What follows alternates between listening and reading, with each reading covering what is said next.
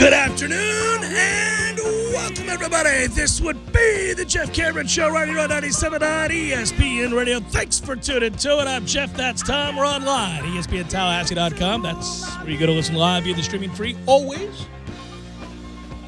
Man, it's only Tuesday? Lawn Maintenance Tuesday? I can't speed up time fast enough to get through this week and get us into a game week. I can't do it, right? I'm going to get through this week so everybody is situated with school and schedule, but also so that I can walk in on Monday and go, we got a game on Saturday. Woo! There's only one Saturday between us and college football Saturday. Online, ESPNTallahassee.com. That's where you go to listen live via the streaming free. Always don't miss anything. If you do miss something, go back, get caught up at your leisure. All 3 hours posted upon the conclusion of the show right there on iTunes. Remind you to comment, rate, review, all that good stuff on the iTunes. You can also email us, jcs at 979espnradio.com. Twitter, it's at jcameron.show. WTSM app for your mobile devices. Any of your mobile devices should take that. And then there we go. Hello, YouTube. Hello, Periscopers. Hope you guys are well. Florida State down in Bradenton, trying to get some work in, trying to stay healthy. Stay healthy. I like the intensity. I like what I see every time I'm watching a video.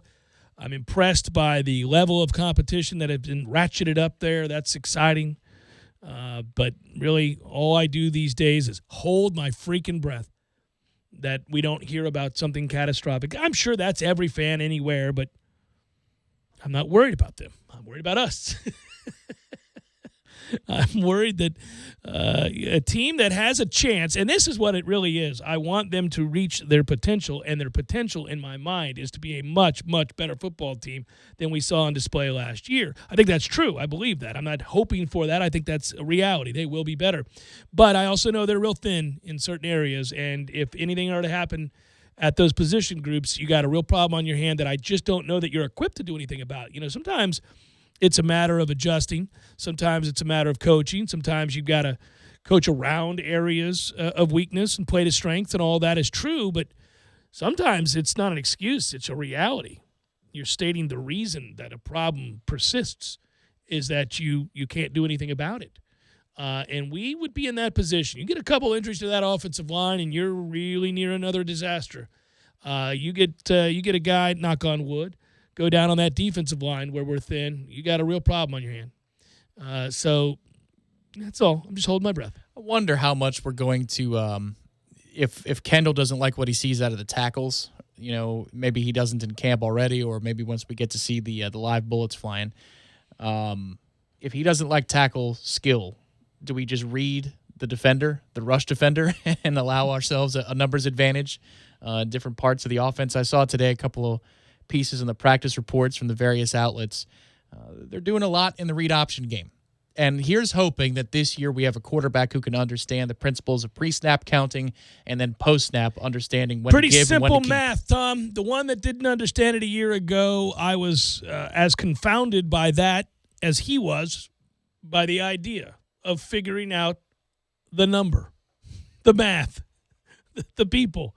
It was rather remarkable that he never got any better at it. So I would say that too is an area we will be much, much better and adept at. James has shown the ability in both his high school film and in his true freshman season, but even he had some issues with it last year. Now, maybe it's just that the message was not being delivered clearly, concisely, and consistently between offensive coordinator, head coach, and offensive line coach when you're trying to understand where you need to be, how you need to be at the different positions. That should probably be better this year. But let's hope if James can actually do that, then a lot of the facets of the offense that should have worked last year because we had things blocked up in the right place, we're going to be rewarded with splash plays for 15 and 20 yards at a time because the quarterback saw the right thing and made the right read. Yeah, merely being competent is a theme. You'll find that thread that goes through each, I guess you would say, analysts and or those that cover Florida State in some capacities, high hopes, right? You watch, if you listen to those people, any of them, me, you, Ira, Corey, go on down the list of people you might follow, whether it be on War Chant or Knowles 247 or Tomahawk Nation or any number of the other sites, Seminoles.com, and any of the sites that we all follow as Florida State fans, right? Anybody that has said, well, here's my hope that they're going to be better, in some way has included competence, just knowing what the hell you're supposed to do on a given play. Yeah, that's half the battle. Yeah, you didn't have to be Jimbo and see things that, maybe if you stacked a house of cards, they would have worked last year. There were a lot of plays. I mean, how many a game where if the basic principles of the offense actually sunk into the brain of the guy calling the shots after the ball is snapped, if he saw the things that he needed to see, what do we have? 3 to 5 more big plays a game? Doesn't mean they're touchdowns. Some were. But it means that you've got 1st and 10 at midfield, or you've got 1st and 10 at your own 30-yard line because you started at your 12. Whatever it is, these are the things that help flip field position and do all those little things to help complementary football, if not put points on the board. Yeah, it's you got to get out of your own way. It's basically you got to get out of your own way. We had so many moments that you thought, gosh, you're really not aiding the process here, friends. On special teams, for starters, you're not aiding your chances at success. You're stacking the odds against yourself each time that you are misaligned, each time that you don't have enough guys on the field, each time that you commit a penalty when the margin for error was so low. There is a misnomer about what it means to be so highly penalized. For a lot of the fans, they'll say things. You'll hear them say in passing, "You can't win like that." Oh, sure you can. Lots of great teams, lots of our best teams were severely penalized. If you're looking at the rankings around the country, whether it's those Canes teams or the Knowles from the 90s. They always, us, Florida, Miami, oh, yeah. all those 90s broadcasts, they found a way to mention it early that these are some of the two of the top 3 penalized teams in America. That was a fixture of those broadcasts. You can absolutely be a dominant team and commit a gazillion penalties. But it's the kinds of penalties I like to look into, first of all, that reveal either a lack of cohesiveness or certainly organization behind the scenes. You can't have so many of these stupid-ass dead ball penalties or not have enough guys on the field or miss a line to take away a big play. You got one timeout in the fourth quarter because you had to get the right amount of people on the field. Right, that kind of stuff that leads to real problems. But also it can oftentimes be a representation of other problems that are much more galling. Not always, though. Not always. The other thing to point to is that when you don't have much in the way for a margin of error, that's when you're in the midst of a season where you can't afford to lead the nation in penalties. We're not good enough. Those teams that I referred to that were so penalized and still dominated, they were really good. They could overcome. See the Jameis third down conversion rate 2013 and how many times he humiliated opposing defenses by converting 3rd and 13, 3rd and 18, 3rd and 24. It was absurd. You would just rear back and whole world could know you were throwing it and it would still work out. This team wasn't close to that team and you couldn't afford to give away a yard.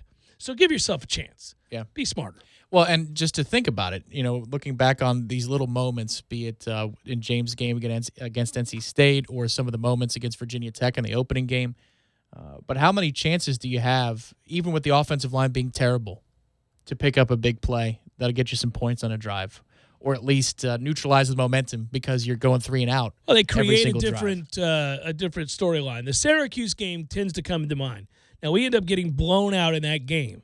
But you and I have contended time and again that if DJ Matthews makes that catch early in that game, as Jimbo used to say, it's out the gate. I mean, he's gone. Yeah. And who knows what that does for their confidence? Well, who knows? Come off of giving up 500-plus yards on the road to Central Michigan, Western Michigan, whatever it was. Yeah. I mean, it was you really felt like that could have changed the momentum and the mentality. Miraculously, we were able to undo what was a mounting problem of negativity against Wake Forest. It looked like we were on the cusp of getting blown out, and in turn, we flipped the script and blew them out. But I remember... There was a missed throw over the middle in the first half when they hit everything to start the game. It was weird, but you do find instances last year when you go through the season with a fine-tooth comb where you say, well, it's not just the Miami game in which you could argue that's a win. Yeah. Didn't we run out of time in the second quarter against Syracuse? I think we did. We had to go straight to halftime. Because I remember being mad at you. If we have a phone call at halftime, it's either really good or really bad if we're not together watching the game. We had a phone call at halftime. And I remember we were incredulous because we had a full jet sweep motion with under like 15 seconds to go on the clock running. We carried out the fake. Yeah. What are you going to do? Like, that is so pointless. Why would you ever call that play? Isn't that funny, though? We did a lot of things last year that, man, at some point, I'm surprised we went to the Florida game. Well, we went in the Memorial Club because they came with ammo for that game. We thought we had a chance coming off the BC effort, too, that maybe we could be spirited for one more time. Yeah, I always cracked up that we would somehow find a way to be equally as incredulous the next time as we were the previous 47 times that something happened poor. That's why there is, even as we are on the verge of starting a season, you do feel a level of apathy that is still present, of just, okay, guys, glad you're talking about it, but I'm not in. You know what was funny was the way Ohio State tuned up Michigan that day, and it was as it was happening, it made me feel worse about our chances. I don't know why. Sometimes other games can affect your feelings about your own. At least that happens to me. I was like, ooh, I don't like this. But why? There are blowouts in the air today. I think that's why. We're not blowing them out, but there are blowouts in the air today on a rivalry Saturday. Leading up to that game, we said if you were grading the things that were most likely to happen, what's more likely to happen? Florida blows us out or we win on a last-second field goal or something like that. We were like, yeah, Florida. At best, that's a coin flip. That was like, it felt very much like we were going to have a problem. What a negative way to begin the show. I'm starting over. I'm Marvin starting Wilson. fresh. Here we go. Get it together, Cameron. Jeff Cameron, Show 97.9 ESPN Radio.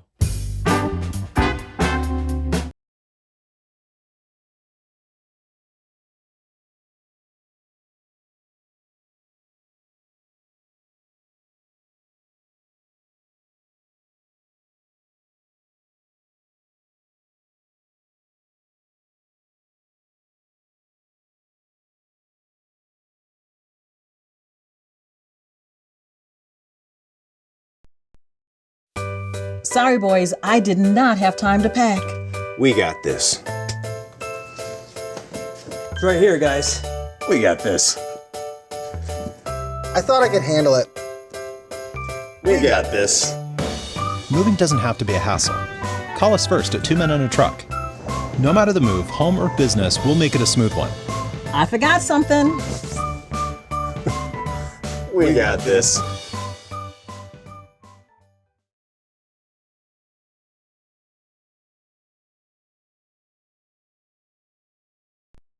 Early, our free shirts and koozies, well, they'll go fast. Hi, this is Peter Bond, owner of Jerry's Cigar Shop. Jerry's has been a local favorite for cigar enthusiasts for the last 25 years. We have the largest walk-in humidors in town, filled to the brim with an amazing cigar selection. Relax in one of our leather chairs and enjoy an ice-cold beer or a glass of wine with your cigar. Jerry's is a great place to watch sports on our big flat-screen TVs and offers a comfortable setting for lively conversation. Visit our original store on Scherer Road or our new second location on Cary Forest Parkway. We hope to see you soon. Introducing Hardee's Charbroiled Double Deals for $2.49 each. Your choice of the double cheeseburger, the new bacon cheddar double, or backed by popular demand, the Hardee's Classic. They're double, the beef, triple, the options. You probably noticed the echo. It happens when we double, beef, and triple, the options with our Charbroiled double deals for $2.49 each. It's kind of epic. Hardee's, because it tastes better. Double the meat is compared to the small cheeseburger. Limited time only at participating restaurants. Price may vary. Tax not included. We all want more energy, more strength, more results. Well, welcome to Orange Theory Fitness as you take a step towards feeling more alive today. Backed by science, Orange Theory's heart rate monitored workout is scientifically designed to keep heart rates in a target zone, spiking metabolism and increasing energy. Orange Theory Fitness is a one-of-a-kind group personal training workout resulting in more energy, visible toning, and extra calorie burn for up to 36 hours. Experience a more vibrant life today with Orange Theory Fitness. To find out more, go to orangetheoryfitness.com. This is the sound of @KoalaMama85 asking DQ to bring back the Snickers Blizzard. And this is the sound of us making the Snickers Blizzard and the all-new peanut butter pie Blizzard made with Snickers. And this is the sound of 5,157 happy Snickers Blizzard lovers saying OMG, smile emoji, praise hands, thank you, exclamation point, praise hands, praise hands. That's what a Snickers Blizzard sounds like. And it's back with the all-new peanut butter pie Blizzard made with Snickers. DQ. Happy tastes good. Hendrick. We're celebrating the Hendrick Summer Sales Event all month long at the all-new Dale Earnhardt Jr. Chevrolet. Shop over 300 new Chevrolet cars, trucks, and SUVs right here on Tennessee Street, or find new roads at DaleJuniorChevy.com. Escúchame, it is the Dan Le Batard Show on ESPN Radio. How is it that I'm calling myself right now? It's actually happening. How is that possible? That's got to be a scam, right? John Wiener calling John Wiener? How is that possible? It's impossible. I'm going to fall for it. Hello? Hey. Devontae! All right, talk to it. That happened. Real time. That is how that happened. Okay, listen to me. He is always in character. Why? Because he is this character. It's jarring, man. I'm like, well, I'm going myself. It's got to be a scam, right? Those who got you a time traveler, and you found a way to call yourself. I'm going to answer it. The Dan Le Batard Show, weekdays at 10 a.m. on 97.9 ESPN Radio. No fans, 97.9 ESPN Radio's exclusive home for 2019 away game watch parties is Hangar 38 in Bannerman Crossing. Looking for the slant. This time Terry's got it, and he's into the end zone. That's a Florida State touchdown. The Jeff Cameron Show crew will be on hand for every Seminole away football game for contests, prizes, and a good time. They'll feed it to him again. Look out. Touchdown! So when the Noles hit the road, join us at Hangar 38 in Bannerman Crossing, the exclusive watch party headquarters for 97.9 ESPN Radio, Tallahassee's sports monster. The Jeff Cameron Show is brought to you by Cornerstone Tool and Fastener. Big store pricing with local service. Online at ctf.nu.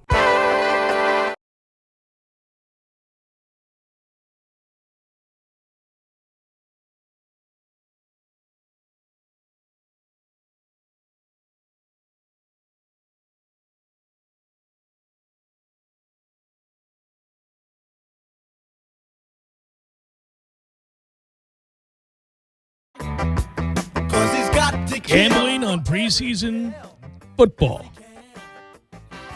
Listener wants to know if that's a thing. Yeah, it is a thing. And actually, it's more of a sure thing than you realize. I'll quiz you, Tom. All righty. When you bet, by the way, when you bet on preseason football, here you go. We talk about gambling a lot on this show. Unfortunately, that rubs some people the wrong way, but it excites others, obviously. But we gotta be us. We gotta be who we are, Tom. Scratches some people where they itch. You know what I'm saying? It's the right thing to do. So what I would tell you here is that there are coaches. You're betting coaches. You're not really betting teams as much as you are coaches. There are coaches who care deeply about winning preseason football games. There are other coaches who care not at all. It doesn't mean anything to them. Their year-to-year record is rather random. Think of I'll give you an example of a coach that's been around a long time, and let's go analyze what he's done in preseason, okay? Andy Reid has been coaching in the NFL forever. What do you think his all-time preseason head coaching record is? Can you do some quick math and give me the amount of games he's coached in the preseason? Yeah, over 80 games. Just over 80 games. All right. 30-50. Yeah, he's 39-42. All right. So he doesn't really – he's just, right around 500. Last year he was 2-2. Year before that, 2-2. Year before that, 2-2. That's just pretty much who he is in preseason. Now, I'll give you another guy that's been around for a while to amass enough of a sample size to where you could say that guy cares clearly to win these preseason football games. John Harbaugh at Baltimore won his first preseason football game. This year, he's 1-0. They went 5-0 a year ago, 4-0 the year before that, and 4-0 the year before that. In fact, he not only cares, he doesn't lose them. Holy cow. So bet them on the money line, huh? Yeah, he's won 14 straight preseason games. 14 straight. He's won 16 of his last 18 preseason games. Sounds like the Mets. This guy wants to beat your ass in the preseason. Can't wait. He wants to get it on. It's the preseason, boys. We're going to dominate. That's funny. That sounds like something his brother would do, not him. Yeah, he cares. He believes that it instills confidence, that you're building towards something, that you winning begets winning, and, on down the line. I don't know that he's right about that, but on one 2, 3, 4, 5, 6 different occasions he's gone undefeated in the preseason in his career. Think about that. So you just bet Baltimore in these preseason games. You just do. You know, whatever it is, you just say, give me Baltimore to win. And that's why, dear listener, and emailer in this case, preseason gambling is a thing. Not just amongst degenerates, but educated folk who are trying to remove some of the risk. You give me a coach who's 34-12 all time in the preseason, I'm going, all right, guy cares to win. Yeah, man. They don't set these lines for their own health. They do so because people are playing them. Would note that there are a few other guys who don't care at all, don't seem to show any inkling about care. Well, I'll give you a guy who does care. I'll give you one more of those. If you're really looking for another angle, Mike Zimmer. He wants to win football games in Minnesota in the preseason. In fact, he too has gone undefeated in preseason on numerous occasions. They won their first one. They were 3-1 a year ago, 3-1 before that. You go back through and let's see. I'm sorry, I'm just catching up on these Zimmer stats. Yeah, they scored a defensive touchdown to the Vikings against the Saints, where the guy, it almost looked like a shorter version of what happened 2014 here, the Florida game. Mm-hmm. Bounces off the dude's hands and he serves it right into the chest protector, the chest plate of a defensive player, and it just walks in from 20 yards. Is that how they won their game? It's one of the reasons. They won by what? Like I didn't scores? see. I didn't see what their final score was, but he's 18-4 all time. So you bet him on the money line. You just do it. You just take Zimmer and say, "Let it ride, Zim. Let's get another victory in the preseason." You give a damn. Yeah, let's go win this preseason game, shall we? For giggles, let's find out what Bill Belichick is all time. Now, there's a guy that's been around the league a little while. My guess is they've won a lot more than they've lost, and I'm right. 44-35. It's more middling than you might expect. But he's had quarterback issues quite a few seasons. He's done, I'm looking at this now, he's 1-0 currently, 3-1 last year. Ooh, fell on their face at 1-3 3 years ago. Probably won the Super Bowl that season. Yeah. Was that the 28-3 year, maybe? See, 1-3, 3-1, 2-2, 2-2, 3-1, 2-2, 2-2, 3-1. A lot of 2s and 2s and 3s and 1s. He's just. I remember the one year that Gronk was either out or suspended or what, I forget what it was. But Zach Sudfeld was the star of the preseason. Zach Sudfeld. And a lot of people took Sudfeld because I think it had to be an injury. They didn't know when Gronk was going to be ready to go. And it never panned out because Gronk was ready to go. The man, the new head man down in Tampa Bay, Bruce Arians, is indifferent about winning preseason games. His record all time, just a paltry 9-13 in the preseason. Meanwhile, his long ago predecessor in Tampa Bay, before several stops along the way, including Monday Night Football, John Gruden, does like to win. Does want to win preseason games. Is another guy that many people go way back to the beginning stages of his career, and they say he clearly cares about setting the tone. He's 34-17 all time, 4-1, 3-1, 3-1, 3-1, 2-2, 3-1. He's got a lot of that under his belt. He seems like the guy, and I can't remember that far back to the preseasons of his head coaching days, but he seems like the guy that leaves veterans in longer. Just seems like that. Annoyingly so? Yeah, well, I mean, he certainly loves to sign them, so I feel like he plays them. Yeah, it's funny. There are people who take this to the nth degree. I'm answering a question via an email and then also noting that it's not as random, that people think that it's random because you hear people say that a lot, like, boy, you've got a real problem if you're betting on preseason games. That's completely random, and it's the third string and the fourth string. You're betting on guys that aren't even going to make the team. No, they're not. They're not. There are people who do that, of course, but in truth, most knowledgeable gamblers are betting preseason games solely by whether or not there's a history, a track record, and a sample set, sizable one, that shows you coaches care or they don't about winning these games. So what you're saying is, as long as they're still gainfully employed next year, in addition to the 3 remaining games this year, you should just bet money line on Gruden, Zimmer, and Harbaugh every single week. Pretty much.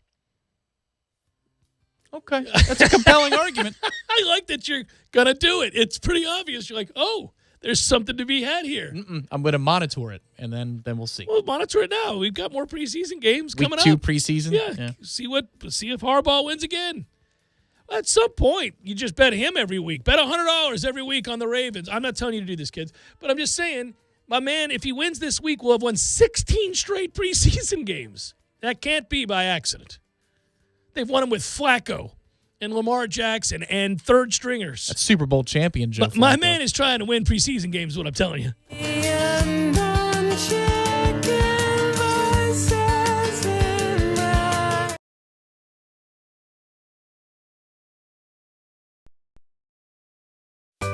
Sorry, boys, I did not have time to pack. We got this. It's right here, guys. We got this. I thought I could handle it. We got this. Moving doesn't have to be a hassle. Call us first at 2 Men and a Truck. No matter the move, home or business, we'll make it a smooth one. I forgot something. We got this. Bus. And hurry, there are under 10 seats remaining. Barry knows cool. He's keeping you comfortable. Barry knows cool. You can put him to the test. People always appreciate it when you deliver on a promise and go the extra mile. When you turn to the experts at Carrier and Barano Heating and Air, our team would treat you like you would want to be treated. Zero interest financing and low monthly payments are available when you're approved for the Carrier credit card. Apply at baranoac.com. Florida license number CAC 1816186. Hi, I'm Aaron Allen. And I'm Sam Nunnally. Have you experienced a mortgage nightmare before? Endless paperwork, weird requests from underwriters and lenders who won't call you back? Then there's OnQ. We're bringing the mortgage experience out of the dark ages. Friendly local lenders, a digital experience with very little paperwork, upfront pre-approvals, and guaranteed closing times. Break up with tradition and enjoy hometown service with the speed of Silicon Valley. OnQ Financial, mortgages simplified. 850-807-0019. Aaron Allen, NMLS 1215669, Florida LO 61933, Sam Nunnally, NMLS 1422328, Florida LO 54032. OnQ Financial Inc. is an equal housing lender, NMLS 5645, Florida MLD 1131. This is not a commitment to lend. Underwriting terms and conditions apply. Fonville Lewis Messer McConaughey sponsors Braves baseball so that all of you can enjoy the action. Ever since the days of Hank Aaron and Dale Murphy, we've been Tallahassee's home run hitting law firm. And because we don't get paid unless we win, we want to win every case as much as Chipper Jones wanted to win every game. So when you're injured, don't just trust any law firm to handle your case. Make the call to the bullpen for a trusted closer. To see our stats on the back of our baseball card, visit wrongfullyinjured.com. Fonville Lewis Messer McConaughey. Personal injury law is all we do. Wahoo Seafood Grill, Tallahassee's leader in fresh seafood, is located right behind the Best Western on North Monroe. Lunch specials start at $7.99. Be sure to try their award-winning house-made burger. Big lunch parties are also welcome. Wahoo Seafood Grill makes lunch specials a very affordable choice. Delivery is available and plenty of parking. Wahoo Seafood Grill, easy access from any part of town using I-10. Visit them online at wahooseafoodgrill.com or call them today at 850-629-4059. Hendrick. Get to the all-new Dale Earnhardt Jr. Chevrolet, a proud partner of the Hendrick Automotive Group. Shop the Hendrick Summer Sales Event all month. Find new roads in a 2019 Chevy Silverado 1500 truck, up to $15,000 off MSRP. Plus, get a 20-quart Orca cooler with the purchase of any new Chevy truck. New management, new buying experience, same Chevy. Come see us on Tennessee Street. Shop DaleJr.Chevy.com. Cooler valued at $199. Not all vehicles will qualify for maximum discount. Must finance with GM Financial plus tax, title, license, dealer installed options, and dealer admin charge. See dealer for details. See. Very intrigued by the Dan Le Batard Show on ESPN Radio. Imagine you are on top of a 40-story building and there's a giant inflatable landing pad at street level. It's big enough that you have a 95% chance of surviving the jump. Would you jump off to save a friend's life? Which friend? Yeah, that's an important detail. Now, you're saying that it's a friend. That's cool, but there are, different degrees of friend. Mm-hmm. 40 stories, man. My friend's dead, man. Can I watch someone go first just to make sure that the wind is not like windy? Right, yeah, test case. How about yes, but your percentage goes down 3%. Roy, are you saying any friend you have is dead? There is not a single friend in which you would, 95%, Roy. I'll meet him at the crossroads, man. Sorry. See you at the graveyard over there. Man, I miss my Uncle Charles, yeah. The Dan Le Batard Show, weekdays at 10 a.m. on 97.9 ESPN Radio. ESPN Radio Sports Center. I'm Christine Lisi with what you need to know. ESPN's Adam Schefter reporting receiver Antonio Brown expected to be at the Raiders facility one day after an arbitrator ruled against him in his helmet grievance against the NFL. Brown tweeted this morning about his search for a shut air advantage helmet that could comply with NFL standards. He's been away from the team because of the grievance and frostbitten feet suffered in a cryotherapy mishap. This is day 18 of the holdout of Cowboys running back Ezekiel Elliott. He has said he won't play this season without a new contract, but do not expect team owner Jerry Jones to let it come to that, believes ESPN's Matt Hasselbeck. Jerry Jones has a history of finding a way to get a deal done with great players, and I believe that's what they'll do with Zeke. They're just not in a rush to do it because, like I said, training camp, it really doesn't matter. He doesn't play that much in the preseason anyway. He's a running back. It's not like you're missing your quarterback. It's a little bit different. They want him to show up healthy, ready to go week 1. I think the deal gets done at that time. Colts owner Jim Irsay said on SiriusXM NFL Radio that quarterback Andrew Luck's absence is related to a bone issue in his lower left leg. It's not clear if those comments relate to a change in diagnosis for Luck or just clarify the injury Luck's already been dealing with. He has been ruled out of practice through Thursday. The Colts announced back on July 29th Luck was going to stop practicing until he felt like his calf was 100% healthy. Baseball, Cardinals catcher Yadier Molina returns from the injured list tonight against the Royals. He's been out more than a month with a right thumb tendon strain. He was out 12 games earlier this season with a similar injury. Tennis, Coco Gauff got a wild card entry into the main draw to play in the U.S. Open. The 15-year-old from Florida reached the 4th round of Wimbledon last month after getting a wild card into the qualifying rounds.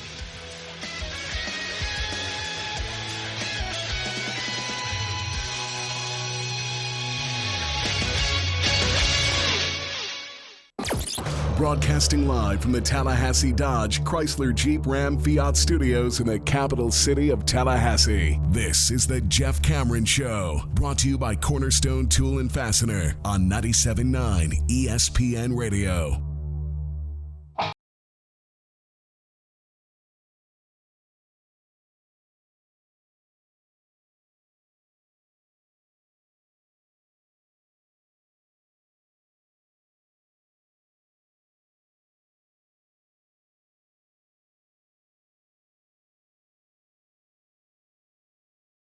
Matters tonight. Braves fans are pumped. I know that. Yeah, I mean, I don't know. Nervous isn't the right word, but you're watching meaningful baseball, and I'm living vicariously through you. My team's not involved in meaningful baseball in any way, shape, or form. Basically, I, on a nightly basis, flip around just to see the interesting storylines. For example, Aristides Aquino hit another home run last night. That is his 8th in 12 games. That is an all-time record. He broke the record. 8 home runs in 12 games. Cool story. I don't care anything about the Reds, but I like that kid. Good for him. Good story. Yeah, we need to continue to play good baseball, this time against better competition. For me, it's just by hook or crook. If you can win 2 out of 3, that's great. I'm not being a defeatist, but I think, obviously it being down there and they hit the ball really well. If we win just the 1, you're treading water and you're still setting up. I mean, there's still 40 games to go this season, 40-plus games. Yeah, you start doing the schedule watch now, though. Everybody's doing that for sure. You're looking at what has to happen, which teams are up against it based on their sitting in the standings and the remaining schedule. Some have it a lot easier than others, that's for sure. Oh, man, if you look again at that Central, we were talking about Cleveland and Minnesota. As long as Cleveland doesn't sweep the Twins the rest of the season, it's advantage Twins because they play so many games against the Royals and the White Sox, and those teams are so bad that you are assured a series victory, if not a sweep. Yeah, it's amazing to note that the Cleveland Indians, I think over their last 55 games, are they 41-14? That's like it's an absurd 41-17, maybe a larger sample. They went nuts. There was no predicting that. It's not like if you look at, because I did this after yesterday's show, we were talking baseball, and I went back and looked. Not only did Cleveland go crazy and just refuse to lose, that's true. That's one thing to point to, but it's not like Minnesota played poorly.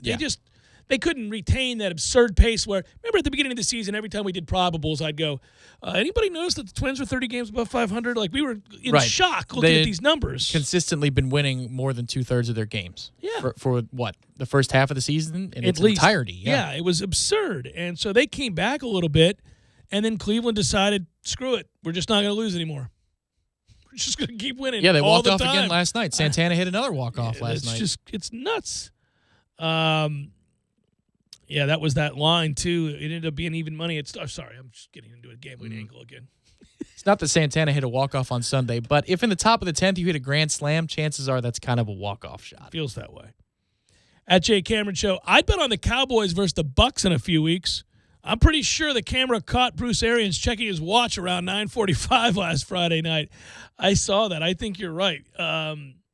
It is funny to watch. The camera also caught. Now, I get this for players. I mean, you get geeked up before a game, no matter if it's a preseason game or not. If it's live and you can be hit, you get geeked up. And then let's say you go out there and it's just one drive or two drives, and then you got to sit the rest of the way. And these games can take an interminable amount of time because you got so many mistakes being made and penalties and stoppages of one short of the other because sometimes there's an emphasis on a new rule and all of that, and the replay stuff. Jameis was caught yawning several times. Just that son of a. I mean, just straight respect the game, son. No, but I mean, just caught straight up yawning, and I completely. I got it. I mean, I thought I quoted a headline of the Times. No, it wasn't a headline. It certainly was probably an inferred headline that read differently. But yeah, so. Yeah, you're right. I don't think he cares about it either. But it would be hard once you get your mind wrapped around going out there, performing, playing well, and then you're done and you got 3 hours to sit around. It'll be interesting to see how much we play our top guys this week because Arians has gone on record saying you get more done in practices so you can take a break during the game with your starters. So I don't know if that means they're only going to play a drive again or maybe a little bit more. Typically, game 2, you ramp up towards playing the whole first half in week 3 of the preseason. Sounds like Arians is getting the work he wants to get done right now as they're doing joint practices with the Dolphins. I think that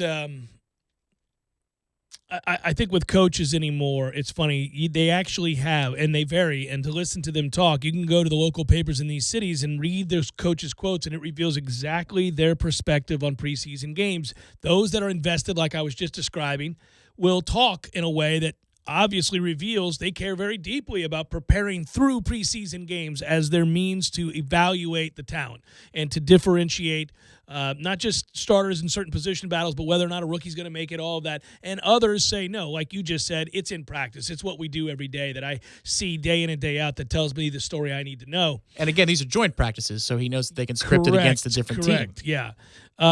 It's interesting that there is one thing did come out of, by the way, the marathon fantasy football thing last night. I'll make a very brief mention of it here. Oh, you tuned in, did you? Not really. I saw snippets of a piece that they did on wide receivers, and I happened to tune in because they were talking about receivers that are likely to step into a huge role that weren't in a huge role a year ago for each team.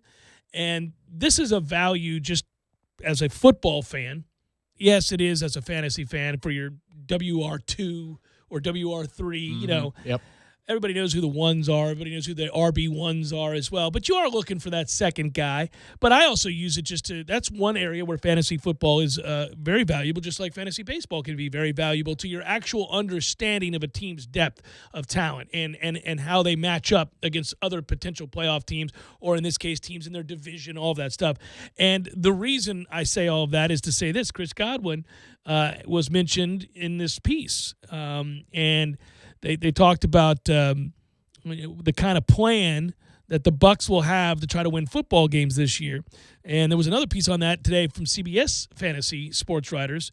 And I'll read to you this. The Bucs are the most obvious and likely candidate to follow the Steelers' plan from last year.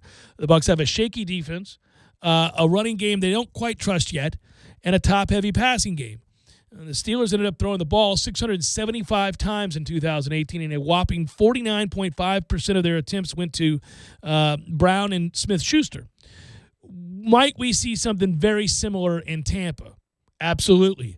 The Bucs already threw it 625 times in 2018, but only 37% of those went to Evans and Godwin. Of course, that was with the likes of Humphreys and Deshaun Jackson on the team. They're gone. No noteworthy in-house replacements.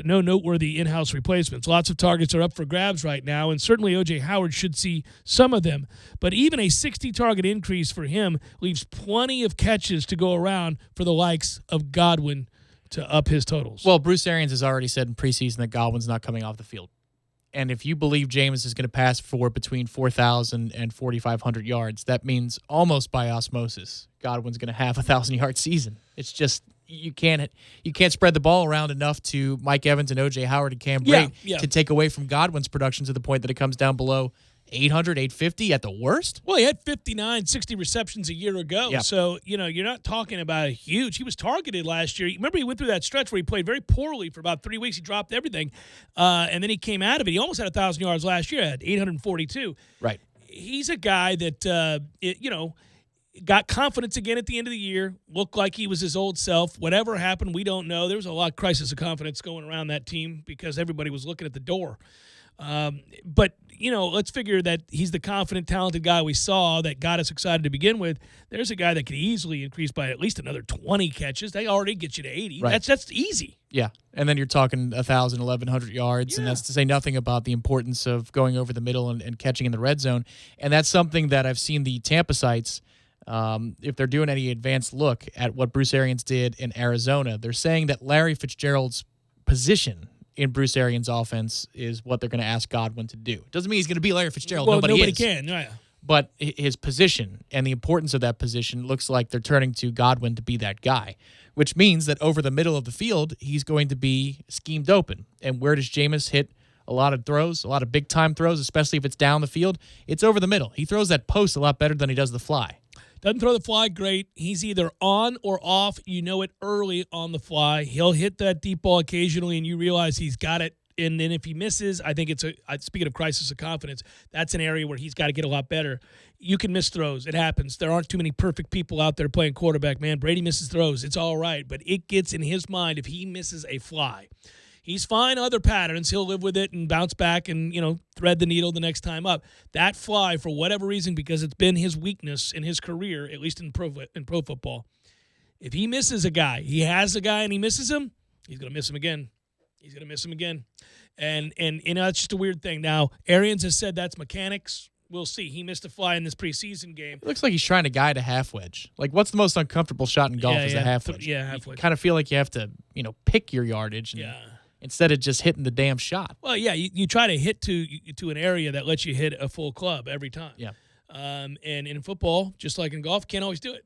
You can't always do it, and then you're stuck. You're kind of like. And what's funny is he's trying to air it out, yet he's trying to place it. It's just it looks as awkward when he delivers it as it appears in terms of his numbers. The oddity is that if he's moving out of the pocket and he has to make that throw, it's on a rope. Yep. It is on a rope. It is better than anybody else in the league.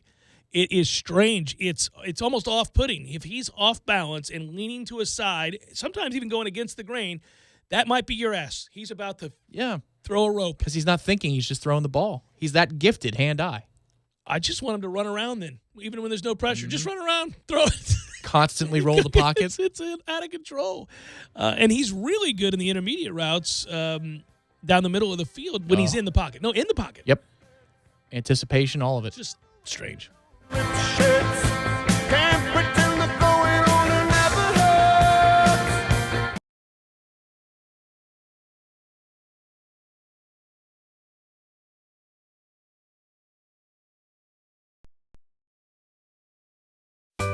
Sorry, boys, I did not have time to pack.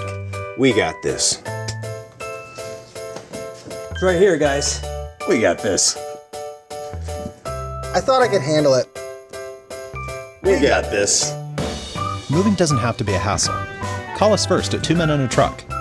No matter the move, home or business, we'll make it a smooth one. I forgot something. We got this. Who's ready for the best wings in town? Locally brewed beers? Hobbit American Grill is the place to be. They've been voted Tally's best wings again in 2018. Hobbit offers Bingo Mondays, happy hour all day Fridays with craft beers on tap from all the local breweries. And the Hobbit is your home for all the UFC fights with plenty of high-def TVs for everyone. Be on the lookout for the food truck coming soon with the best lip-smacking wings in town. Hobbit American Grill, celebrating 40 years of serving great food to great friends for good times. For info on their hours and 3 locations, visit them online at myhobbitonline.com. Come visit the new and exciting Hangar 38. This amazing place is for everyone listening right now. Practice your bowling skills, compete, and have fun. Whether you're a newbie, an all-star, or a beer frame champion, no matter how you roll, you'll find the best place to bowl is at Hangar 38. Hangar 38 is home to over 75 arcade games, so they're sure to have something for everyone. Zeppelin's at Hangar 38 is a premier full-service restaurant and sports bar, and it's also your place for birthday parties and company outings. Tallahassee, what are you waiting for? Come on out to Zeppelin's Hangar 38, 6668 Thomasville Road behind Walgreens. Have you checked your Google search results lately? Search results are usually the first impression that people form of you or your business. So make sure that they create a positive impression with ReputationDefender.com. What the internet says about you can have a big impact on your life and your livelihood, even if it's not true. Fortunately, you can now control how you look online and in online search results with ReputationDefender.com. Call 800-648-2330 now. That's 800-648-2330 for your free reputation analysis. If you have negative material from an ex-employee, upset patient, or former client, newspaper article, legal issue, social media, or other source showing up in your search results, you can combat it with ReputationDefender.com. Our dedicated experts in patented technology can help make your online search results look their best. Call 800-648-2330 to learn more. 800-648-2330. That's 800-648-2330. Or visit ReputationDefender.com. At Indeed, we believe a resume is a great way to see an overview of a candidate, but you're not hiring a resume, you're hiring a person. That's why Indeed offers tools that help bridge the gap between a candidate and the resume, like skill tests, which let you actually see a candidate's abilities in action to make sure they're a good fit for the job. See beyond the resume with Indeed. Experience Indeed for yourself today and get a free sponsored job upgrade on your first posting at Indeed.com/promo. Terms and conditions apply. Can you believe it, my brothers and sisters? That's right, it's the 8th Annual Libations Friday Fest. It's upon us, and this year we're doing it at a special day and time. Join us on Saturday, August the 24th at the Corner Pocket Bar and Grill on Appalachia Parkway, beginning at 5 p.m. From 5 to 7, we'll hold our listener appreciation event, replete with giveaways, raffle prizes, and more. Then at 7 p.m., college football kicks off, and so does our Haters Miami, Florida watch party. 21 and up listeners to sign up for your first brew on the house, courtesy of warchant.com. Just head to espntallahassee.com/libations. Do it today. That's right. That's espntallahassee.com/libations. Must be 21 and present a valid ID at the door. The 8th Annual Jeff Cameron Show Libations Friday Fest, held on a special Saturday, August the 24th at 5 p.m. Get to the Corner Pocket early. Our free shirts and koozies, well, they'll go fast. You're listening to The Jeff Cameron Show on 97.9 ESPN Radio.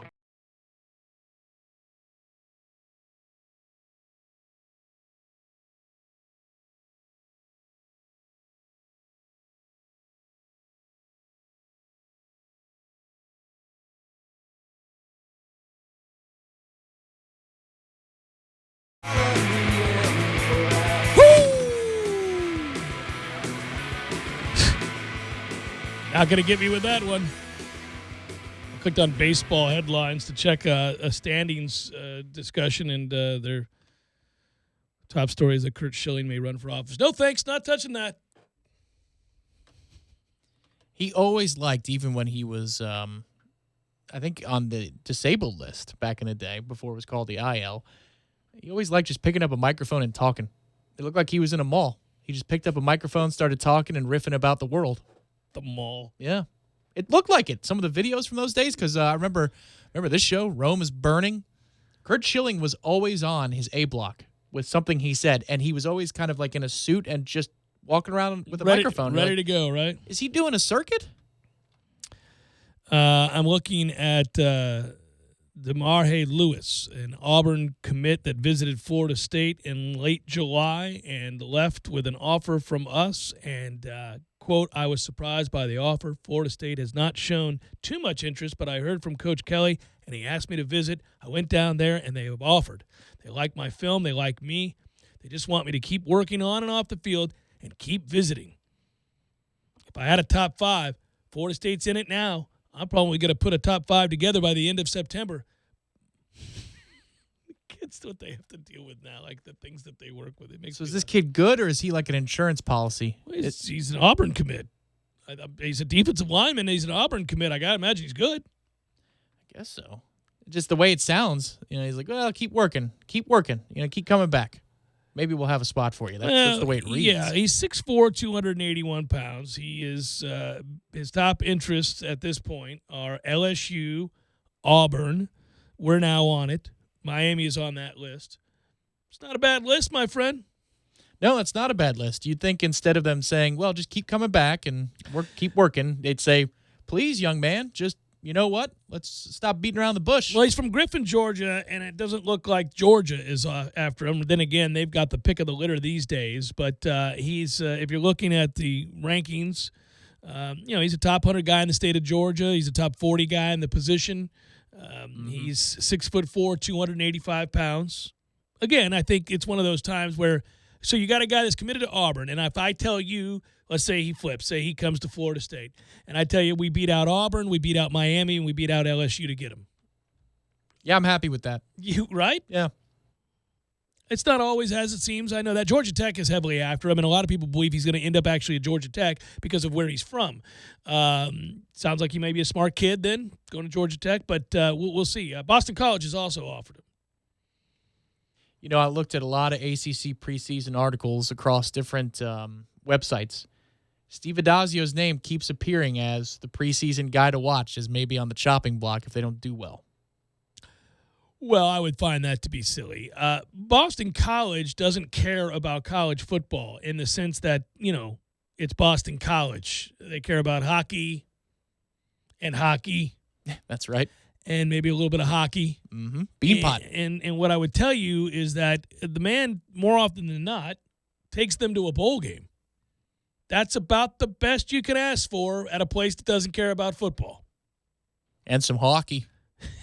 Going to bowls each year that's the bar right there. You go to bowls more than you don't, we'll keep you around. I feel like he could be a coach there in perpetuity. He gets the most out of him. He gets it. They always talk about recruiting a BC guy. He likes it. He celebrates the fact that he knows they can't be elite. He thought they could take another step. Last year, in truth, was a bitter disappointment for them in the way that the end of the season. They lost the last 3 games. He's still not over it, man. Oh, he's crying about it. He got watery-eyed. I mean, it's also a quality interview, so we got the most out of him in that moment. But he's a guy that I didn't say that to besmirch him. I was like, he's not over it. He still thinks about it. You can tell. He'll be driving home from work. He's like, I failed those kids. Well, think about this. They had game day there. It doesn't happen. I mean, they had game day there when they were facing Clemson, and, there they were. They felt real good about it. And our quarterback gets hurt.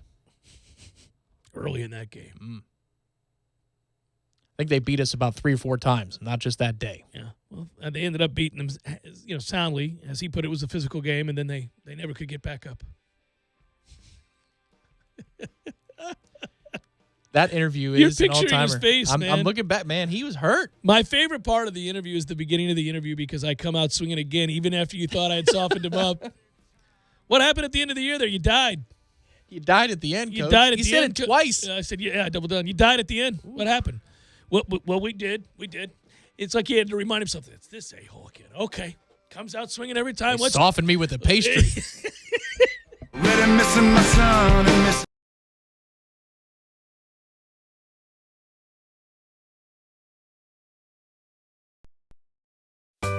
Sorry, boys, I did not have time to pack.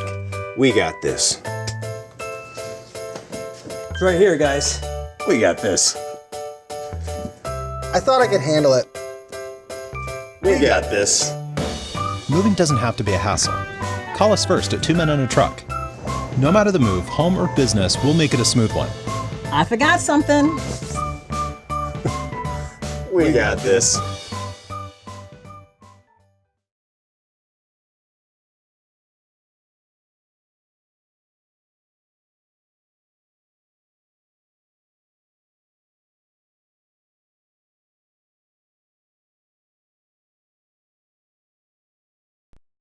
Monday and Wednesday at the Corner Pocket. 10 mouth-watering wings, a fresh side of fries, and a chilled domestic pint of beer are just $9.79 all day long. Be sure and try the fish blend of sauces, a true wing eater's favorite. The Corner Pocket Bar and Grill. He's gone! Home of Trivia Tuesday, Beer Bingo Thursday, and the daily $7.99 lunch special. Thursdays are Friday Eve, and that's a reason to celebrate. No matter what you're looking for, they've got you covered every Thursday down in College Town. Centrale offers 50% off select pizzas all day, every Thursday. Or you can stop by Township for Taco Thursday. $2 house tacos, $2. Madison Social offers the Social Agreement. You and a buddy can split one order of wings, 2 Madso burgers, 2 bourbons, 2 proof Madison Socials, all for just $40. See what they did there? And don't worry about parking. Plenty of spaces available in the parking deck or surrounding lots. Check out all the Thursday College Town deals right now on ThursdaysInCollegetown.com.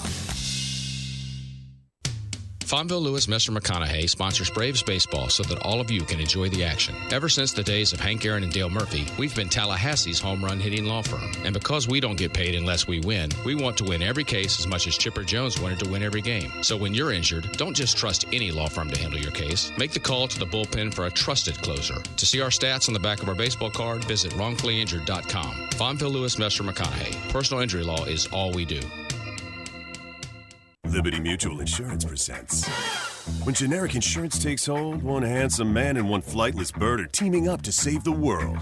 Money. Their message? Liberty Mutual customizes your car insurance so you only pay for what you need. Their mission? Savings. Their relationship? Best friends. Say hello to Liberty Mutual's new spokes team. And Doug. Only pay for what you need at LibertyMutual.com. Liberty, liberty, liberty, liberty. Underwritten by Liberty Mutual Insurance Company and affiliates. Equal housing insurer. State laws apply. This is the sound of @KoalaMama85 asking DQ to bring back the Snickers Blizzard. And this is the sound of us making the Snickers Blizzard. And the all-new peanut butter pie Blizzard made with Snickers. And this is the sound of 5,157 happy Snickers Blizzard lovers saying OMG, smile emoji, praise hands, thank you, exclamation point, praise hands, praise hands. That's what a Snickers Blizzard sounds like. And it's back with the all-new peanut butter pie Blizzard made with Snickers. DQ, happy tastes good. We all want more energy, more strength, more results. Well, welcome to Orange Theory Fitness as you take a step towards feeling more alive today. Backed by science, Orange Theory's heart rate monitored workout is scientifically designed to keep heart rates in a target zone, spiking metabolism and increasing energy. Orange Theory Fitness is a one-of-a-kind group personal training workout resulting in more energy, visible toning, and extra calorie burn for up to 36 hours. Experience a more vibrant life today with Orange Theory Fitness. To find out more, go to orangetheoryfitness.com. Hendrick. It's the Hendrick Summer Sales Event at Dale Earnhardt Jr. Buick GMC. Save big on over 200 new Buick and GMC cars, trucks, and SUVs. We are professional grade. Dale Jr. Buick GMC.com. Driving every day from the Tallahassee Dodge Chrysler Jeep Ram Fiat Studios. This is 97.9 ESPN Radio, WTSM, Woodville, Thomasville, Tallahassee. ESPN Radio Sports Center. I'm Christine Lisi with what you need to know. ESPN's Adam Schefter reporting receiver Antonio Brown expected to be at the Raiders facility one day after an arbitrator ruled against him in his helmet grievance against the NFL. Brown tweeted this morning about his search for a shut air advantage helmet that could comply with NFL standards. He's been away from the team because of the grievance and frostbitten feet suffered in a cryotherapy mishap. This is day 18 of the holdout of Cowboys running back Ezekiel Elliott.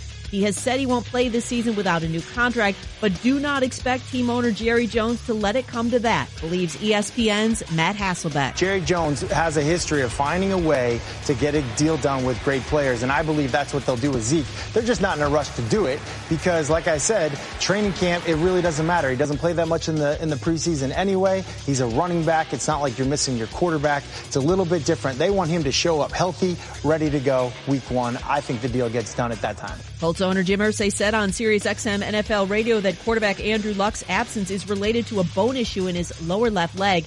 It's not clear if those comments relate to a change in diagnosis for Luck or just clarify the injury Luck's already been dealing with. He has been ruled out of practice through Thursday. The Colts announced back on July 29th Luck was going to stop practicing until he felt like his calf was 100% healthy.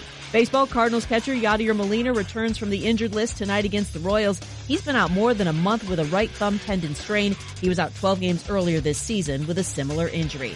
Tennis, Coco Gauff got a wild card entry into the main draw to play in the U.S. Open. The 15-year-old from Florida reached the 4th round of Wimbledon last month after getting a wild card into the qualifying rounds.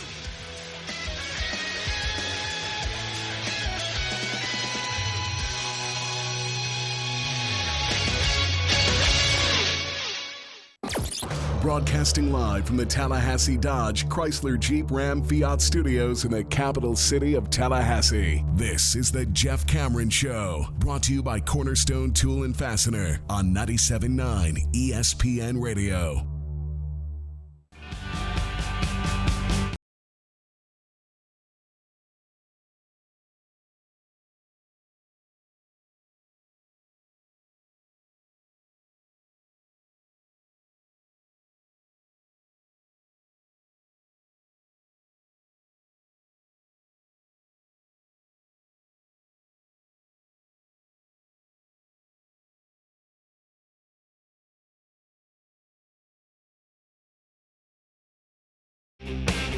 Hour number 2, Jeff Cameron Show, 97.9 ESPN Radio.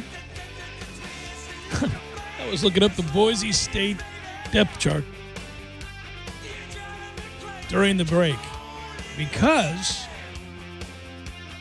I saw it's funny how this works out. I saw a highlight reel of a wide receiver of theirs that looked good. Looked really good. And I went, is that guy still on the team, or is he on a pro roster?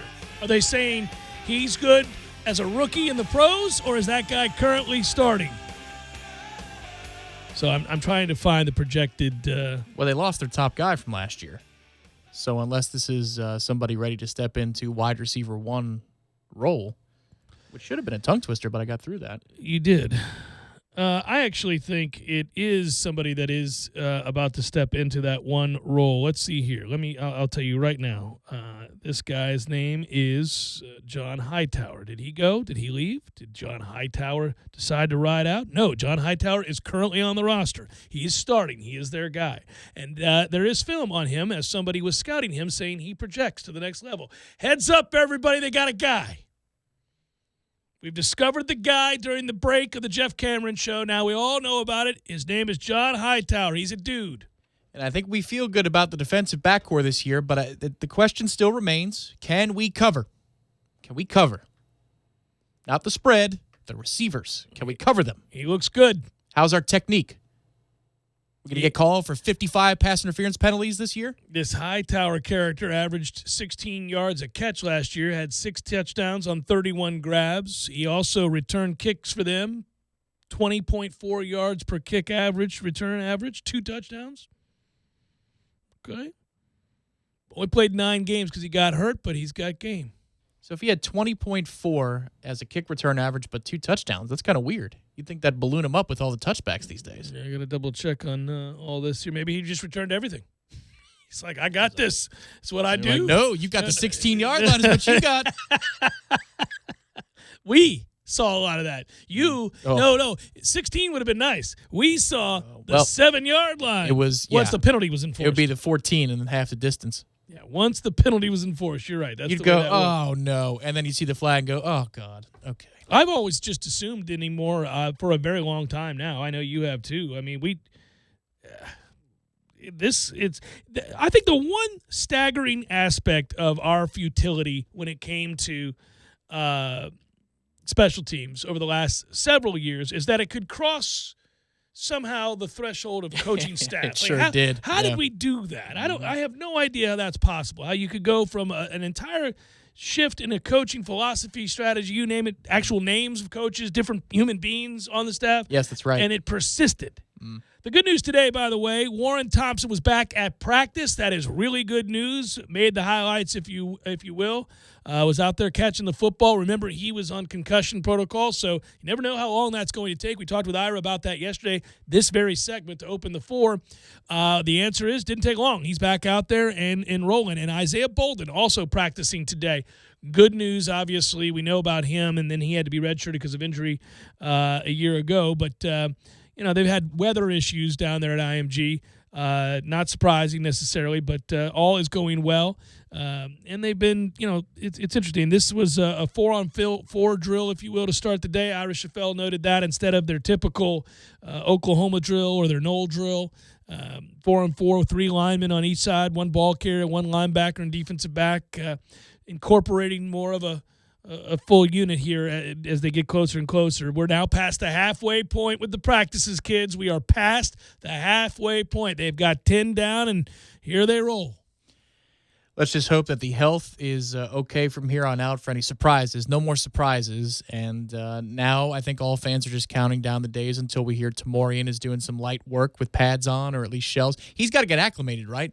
So he's got to, if he joins the team and they're doing full pads, he's probably going to have to be either just in a helmet and shorts or shells. But then Marvin Wilson returning too is another big deal. Since Marvin already has participated in 6-7 practices, it's not that huge of a deal if he's out until early mid part of next week.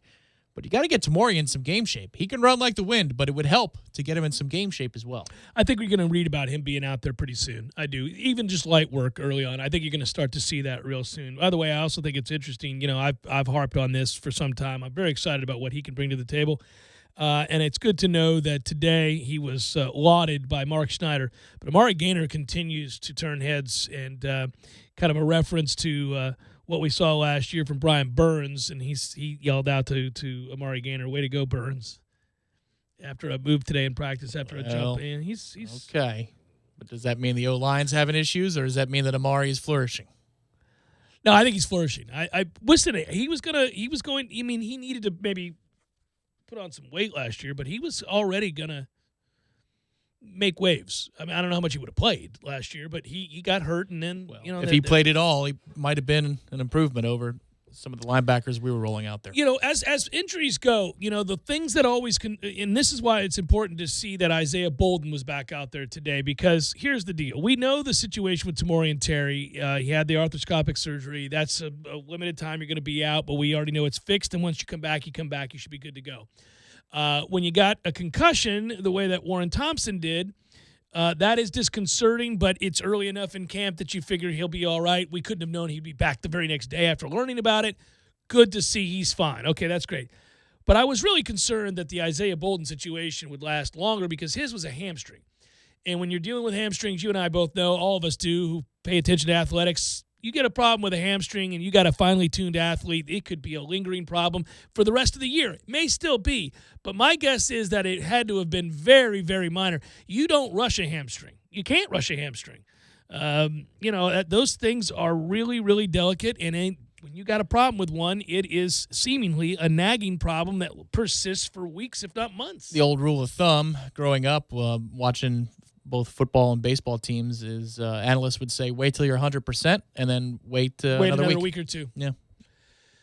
I'm scared of hamstrings just ever since I ripped mine. And I mean, I'm telling you what, it still talks to me every now and again. I get to sprinting when I'm at Orange Theory. We do these things called all outs on the treadmill, and it's just in the back of my mind, half of overcoming injury. I'm not talking about me anymore. I'm just talking about these athletes who are incredible compared to me. These guys, it's a matter of trust. You got to trust your body's going to do what you're asking it to do. And when you're dealing with stuff with the legs, man, that is a lingering memory. I remember after William Floyd's knee surgery and he blew his ACL, it was like a year and a half later I got into a conversation with him, and he was telling me, when I trust it, it does what I tell it to do, but I find myself, I'm not always willing to make certain cuts. He was talking about, this is a guy that would run you over, but he could also make you miss a little bit. And he would talk about, I'd see a play and how I could figure, in my brain where it was going, and I'd find a way to avoid a certain kind of contact. I never worried about that previous, and that was all because of the knee injury. Until finally, it took almost 2 years. Now, back then, that was a different deal. Hamstrings, man, you start to air it out, and you feel even a little tinge. That's why it's so remarkable. We've talked about it time and again, what Dalvin Cook did in dealing with that hamstring time and again, and going full on, catching the corner, and then at times just going to the ground knowing it was about to happen. That is a scary thing, because when a hamstring pulls and you really pull it, it hurts. It really hurts. It's an agonizing sort of pain. I mean, obviously it looks like you've been sniped. I mean, it's a tough deal. You go straight to the ground. And if there's ever even a tightening up of the hamstring, you're just scared to death. So the fact that Isaiah Bolden's out there now, he's fine. Yeah. He wouldn't be out there. Especially in that heat, because it's not like it's not hot down there. They might get a Gulf breeze that we don't, but it's still, I mean, especially with the delay, it's got to be extra, humid and sticky out there, which is not that great. But I can tell you, too, I never strained it or tore it, but I had some hamstring issues last year. It took forever to work them out, and it moved around. It moved, to different parts of the hamstring, like lower part, upper part. I mean, shoot, I remember being at one of the basketball games and doing, a fist pump high five. And you hurt your hamstring? No, it didn't hurt, but it, radiated. It's like, hey, go easy. What is this? That was I'm a trying big to do a three. high five. Oh, man. There's nothing that makes you feel older than hamstrings acting up on you. It's the worst. I'm not doing anything part of it is, I guess, just excited. And so you're straining and you're flexing everything because yes, hit the 3-0. Kabengale's good again. Miami. But how is it at 30 some odd years old? You're just trying to salute somebody. There you go, buddy. This is where it begins. Yeah. Hang in there. But that's the injury news for Florida State. Every other position group looks to be good. Nobody else is having a problem. We did note that Jalen Parks' career is over. He's been disqualified medically. Never really did heal from his initial injury, so it's unfortunate. Yeah, he's a sophomore. Yeah, it's somebody you could use for depth, not just in the future, but maybe this year on the defensive line. And Willie sounded really, disappointed and discouraged to report that to the Semple Press today. You always would be, man. It's tough. I mean, that's everybody gets into football or whatever sport they're playing, thinking they're going to go play big-time college football. Then you get a scholarship to go play big-time college football. You're thinking, I'm going to go pro, and then you suffer an injury, and it's just like that. It could be over with. I think one of the more humorous observations of the day was when they got to talk to Hornibrook, the Wisconsin transfer, the backup quarterback, and his ability to try to adjust to what Florida State's running on offense. And he mentioned that, I'm having some trouble with the option. I've never had to do that before. If I picture him running the read option. Oh, keeping it? Yeah. That's like the end of the Boston College game years and years ago where we gave up a couple first downs, and that's what iced the game for BC. The kid was so slow we couldn't react to it in time. It was nuts. I just cracked up with reading him going, I've not had to do this before. And you never will, son. We're never going to ask you to do that. Not if we're smart.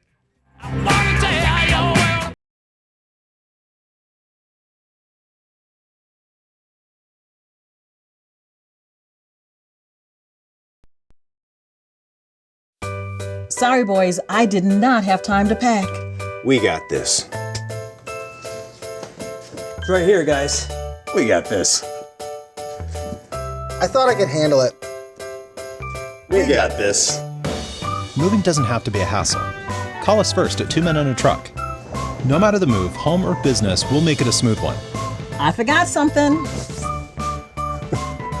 We got this.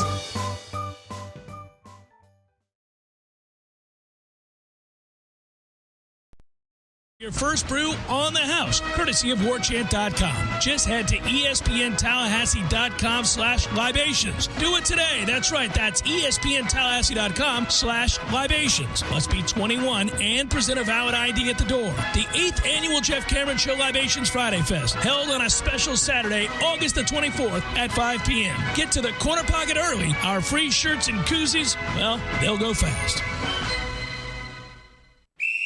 Text Fan Cave to 66555 and enter to win an ultimate Fan Cave experience from Bud Light, an over $1,500 prize giveaway. Text Fan Cave to 66555 or visit tryeaglesales.com. Must be 21 or older. Please drink responsibly. A message from local beverage distributor Tri-Eagle Sales.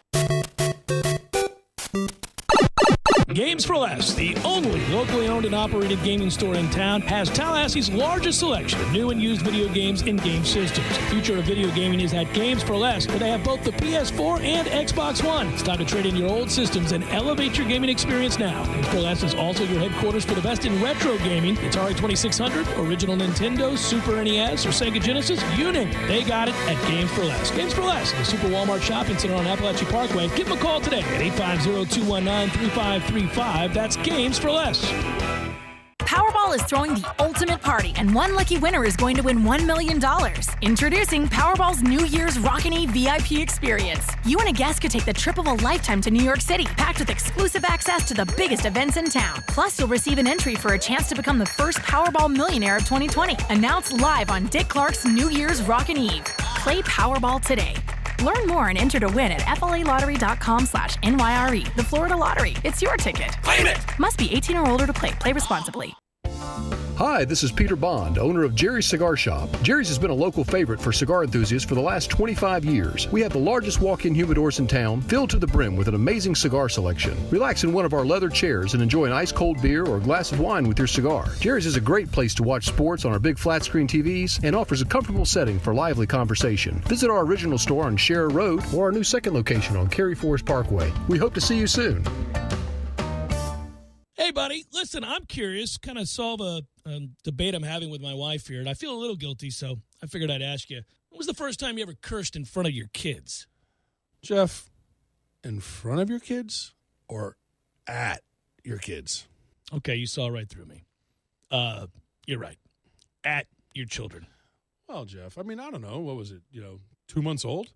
Couldn't sleep, a little sleep deprived. Okay, I'm not talking about when they pee on you and stuff like that, Eddie, and they're never going to remember it. I'm talking about, like, I got a little mad today, and I said something to my kid, and it may not have been the nicest thing to say, and I realized that I cursed at my kid.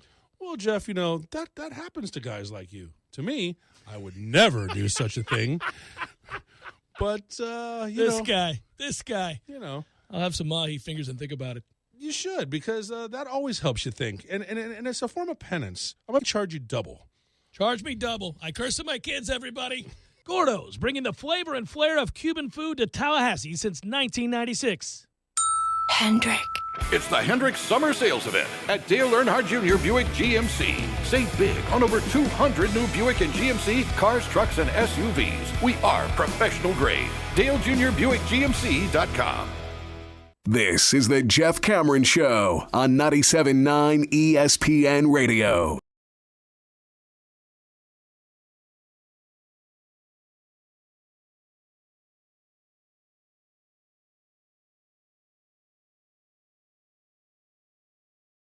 Tom and I were just having during the break about Pro Football Focus's rankings of every college football player and every quarterback. And if you told me that James Blackman was going to be the 35th best quarterback in college football, okay, I'll take that. Yeah, we could probably do a lot with that given our skill position, as long as the offensive line isn't dead last. It won't be. It's not going to be dead last. It's not going to be anywhere close to dead last. We're not going to have a great offensive line, but we're going to have a decent offensive line, and it's going to be middling. It'll be middling. Top 70 in the country in the FBS. There's like 118, 120 teams. I just like listening to. When you go through and think about what's possible in a year, how much better you can get in one season, it sometimes you feel like you're starting, your jumping off point based on where we finished last year on the offensive line. It's just too much. You're like, oh my God, we're dead ass last in the Power 5. We're one of the worst. I thought relatively one of the worst in the country. But at the same time, when I think about where we're at this point. And I think about what happens when you gain confidence. And Clements, when he talks about what they're trying to accomplish with their first step and that strike, and that you don't have to win the battle, you just can't lose it. You can't give ground. You can play to a draw in a lot of ways. And I'm paraphrasing. Well, I think we're gonna make real strides here. If you look at position by position, first of all, I'd say at right tackle, are you going to be better than you were last year? Undoubtedly, because your options at right tackle for the bulk of the season were Arthur Williams and Jesus, Brady Scott. I had forgotten about that. As a true freshman, because Juwan was at left and Dickerson wasn't available, but for a few games. So you're automatically better at one position because you have somebody who's meant to be there as a position player.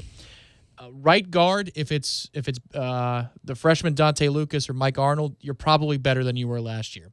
Is Bavion better at center than what you had last year? It's probably to be determined, but there's a decent chance. Decent chance, yep. Okay. Real decent chance. Left guard would be, again, probably Scott or Mike Arnold, maybe a wash from last year, given that you had some veteran presence there at times. And then at left tackle, it's Juwan versus Juwan. Are you better? Is he a better football player than he was last year? So you're probably inarguably better at two of the positions, arguably better at two others, and then hopefully at left tackle. Juwan Williams is the X factor here. If he plays to the physical tools he possesses and he's not domed up, they saw, and we've had this conversation, but they saw things from him that had them pretty excited about the player he could be. He had all the requisite measurements for the next level, all the things that you like to see in terms of length and obviously size. But this guy was more mentally domed than anything else, and he had overcome an injury, and I don't know if that also messed with him. But if that's gone, if that's a thing of the past, if what Randy Clements has done is come in here and instilled some confidence and some know-how, how to do your job, knowing is half the battle again, and I would say that you will get a markedly improved performance at tackle. I think that's going to happen. I do. There's a fun question for you. What percentage of FSU football talk at Libations Friday Fest, Saturday, August the 24th? Sign up for your free pint if you're 21 and over. Make it happen, everybody. ESPNTallahassee.com/Libations. What percentage of FSU football talk will be offensive line talk that day at Libations Fest? I don't know, because I think, we've done it. We've exhausted it to some degree, but everybody just, those games were so deflating because you can't accomplish anything. I've seen enough good and bad football and everything in between in my 48 years or in my 40 years of watching football seriously. It's weird to say. Anyhow, it's just the numbers keep adding. At some point, it's going to freak me out when I say 50 years of watching. But I guess I've watched a team that was poor that just simply wasn't good enough to make plays. They just weren't good enough to make plays. And I can live with that. I don't like it. Nobody likes to lose. But I can live with that. I can watch that and go, bless their hearts. They're just not good enough. We got to replace him. That guy can't start for me anymore. He's got to go. He's just not any good. Like when I coached in the 90s here at junior football and Timberlane Raiders and all that, I loved it. It was awesome. But there are things you can live with on a roster, right? You're coaching kids, 12-year-olds, right? And the kid's just not fast enough. He's just not fast enough. Everybody's got to play, so you try to put him somewhere out there where he can't get exposed. And if he just gives you everything he's got, if it doesn't work out, you pick him up, you slap him on the ass, you tell him good job. Because you just know he's just not good enough. Can't have him there in a meaningful spot in the game. He can't make plays. I can always live with that. What I can't stand is when you're incompetent, when you're poorly coached, and you have people who don't know what they're supposed to do. And that was the problem with our offensive line last year, is that they weren't any good and they didn't know what they were supposed to do. And I just wondered how we got to that place, and I just can't imagine anything like that is going to be on display this year. They may not be good enough in certain games. They may not be good enough, but they're going to know what they're supposed to do. Good luck talking about it for another year if it looks like that. Again. I won't. I'll refuse to do it. It's like all those years I talked about Jeff Bowden, and then finally I said, I'm going to stop talking about Jeff Bowden. I mean, why is he here? Just at some point, palms to the sky.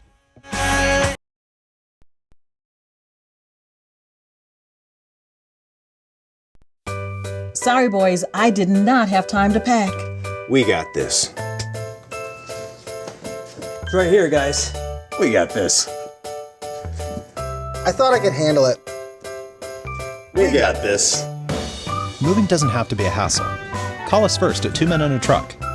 No matter the move, home or business, we'll make it a smooth one. I forgot something. We got this.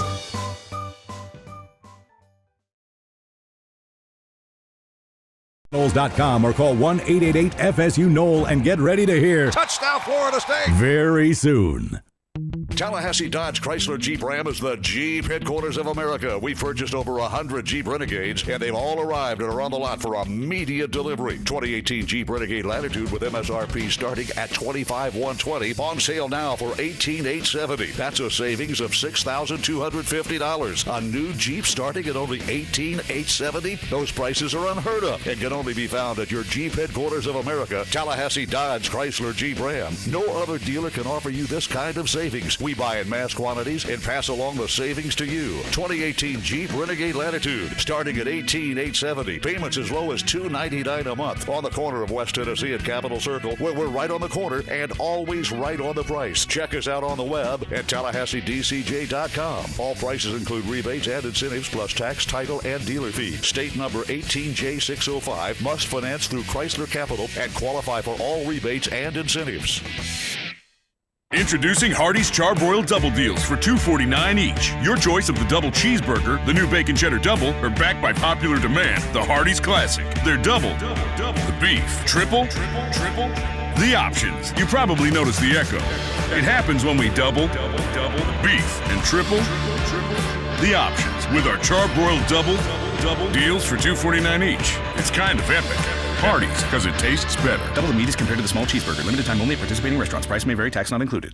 Individuals and businesses with tax problems, listen carefully. If you owe over $10,000 in back taxes or have unfiled tax returns, U.S. Tax Shield can help you take back control. The IRS can seize your bank accounts, garnish your paycheck, close your business, and file criminal charges. Our team of tax attorneys can stop collections and get you protected. U.S. Tax Shield offers a price protection guaranteed quote to get you protected today. U.S. Tax Shield is A+ rated with the BBB, so call 800-466-9625. U.S. Tax Shield, 800-466-9625.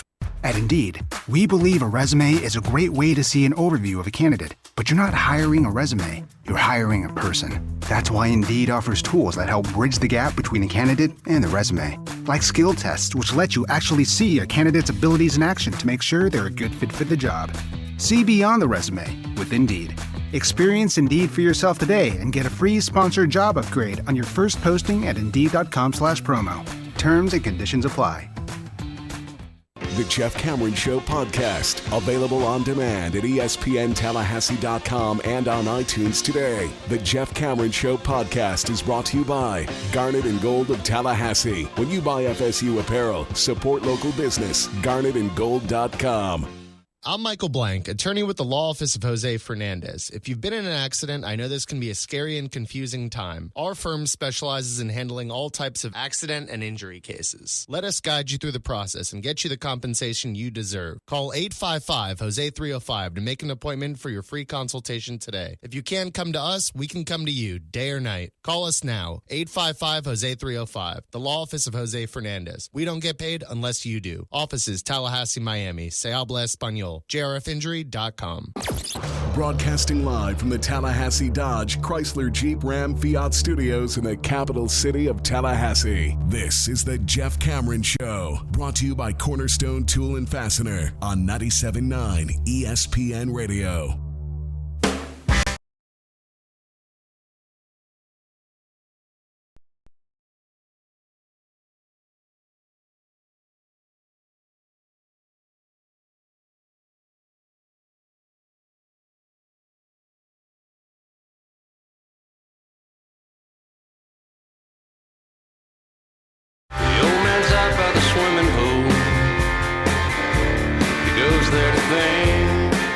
So, I can't believe we haven't talked about it yet. I might as well bring it up here because I thought of you the whole time. I knew you must have been reveling in it if you had a chance to see any of it. But Brooks Koepka, again, making news for his comments off the course and less on the course stuff, although there was a stretch where on Sunday I thought we were going to see something magical from him. But it went away rather oddly and quickly. He birdied 5 of the first 7 holes. Yeah, he did. I was like, here we go. Here it goes. And then I went, but there it goes. What happened here? And it's gone. And it's gone. All right, so the slow play thing came up again. What makes me laugh more than anything else is that, first of all, Brandel Chambly, there's that, which I can get to. Again, another problem between he and Koepka. But then there is the Bryson DeChambeau situation. This worked out for the best for both sides and golf, all parties involved. I have to admit, I'm a little disappointed that it did because if you guys missed it, Bryson DeChambeau told Brooks Koepka's caddy before Brooks arrived on the scene that if your man's got something to say, it sounds like caddy women in the halls of a high school. Absolutely. He said if your man or your boss, that's what he said, your boss, so your man would have been better. He said, if your boss has a problem with me and the way I play, please tell him to come say it to my face. Brooks heard about it upon arriving after the caddy mentioned it and went straight to DeChambeau to say it to his face. That's right. Well, for starters, yeah, of course he would. He would beat Bryson DeChambeau senseless. I mean, that's not much, but they worked it out. It was like a love fest. They ended up thanking one another. To DeChambeau's point, it was a little unfair. He is a slow player, not the worst on tour, not even close. He had a bad moment. There was a routine that happened, and it circulated on Twitter, and here is an example of when social media takes something, runs with it, and can totally blow it out of proportion. It was one putt. It wasn't in perpetuity. It wasn't something he did throughout the round. It wasn't something he always does.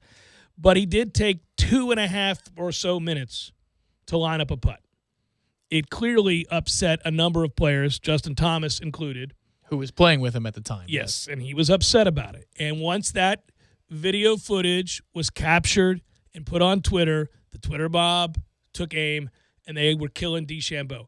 Obviously, he's sensitive because he heard about it, and he couldn't wait to bring it up. And he did without even really being prodded. He brought it up to say that he was being unfairly singled out. He's not wrong.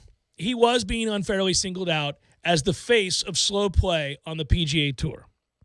That said, this has become the issue du jour. And one of the things I like about this is that, A, we're talking about it. It's always good to get things out in the open like this because then you can begin to solve the problem. People can come at it from a lot of different angles, and ideas get circulated, vetted, and eventually applied.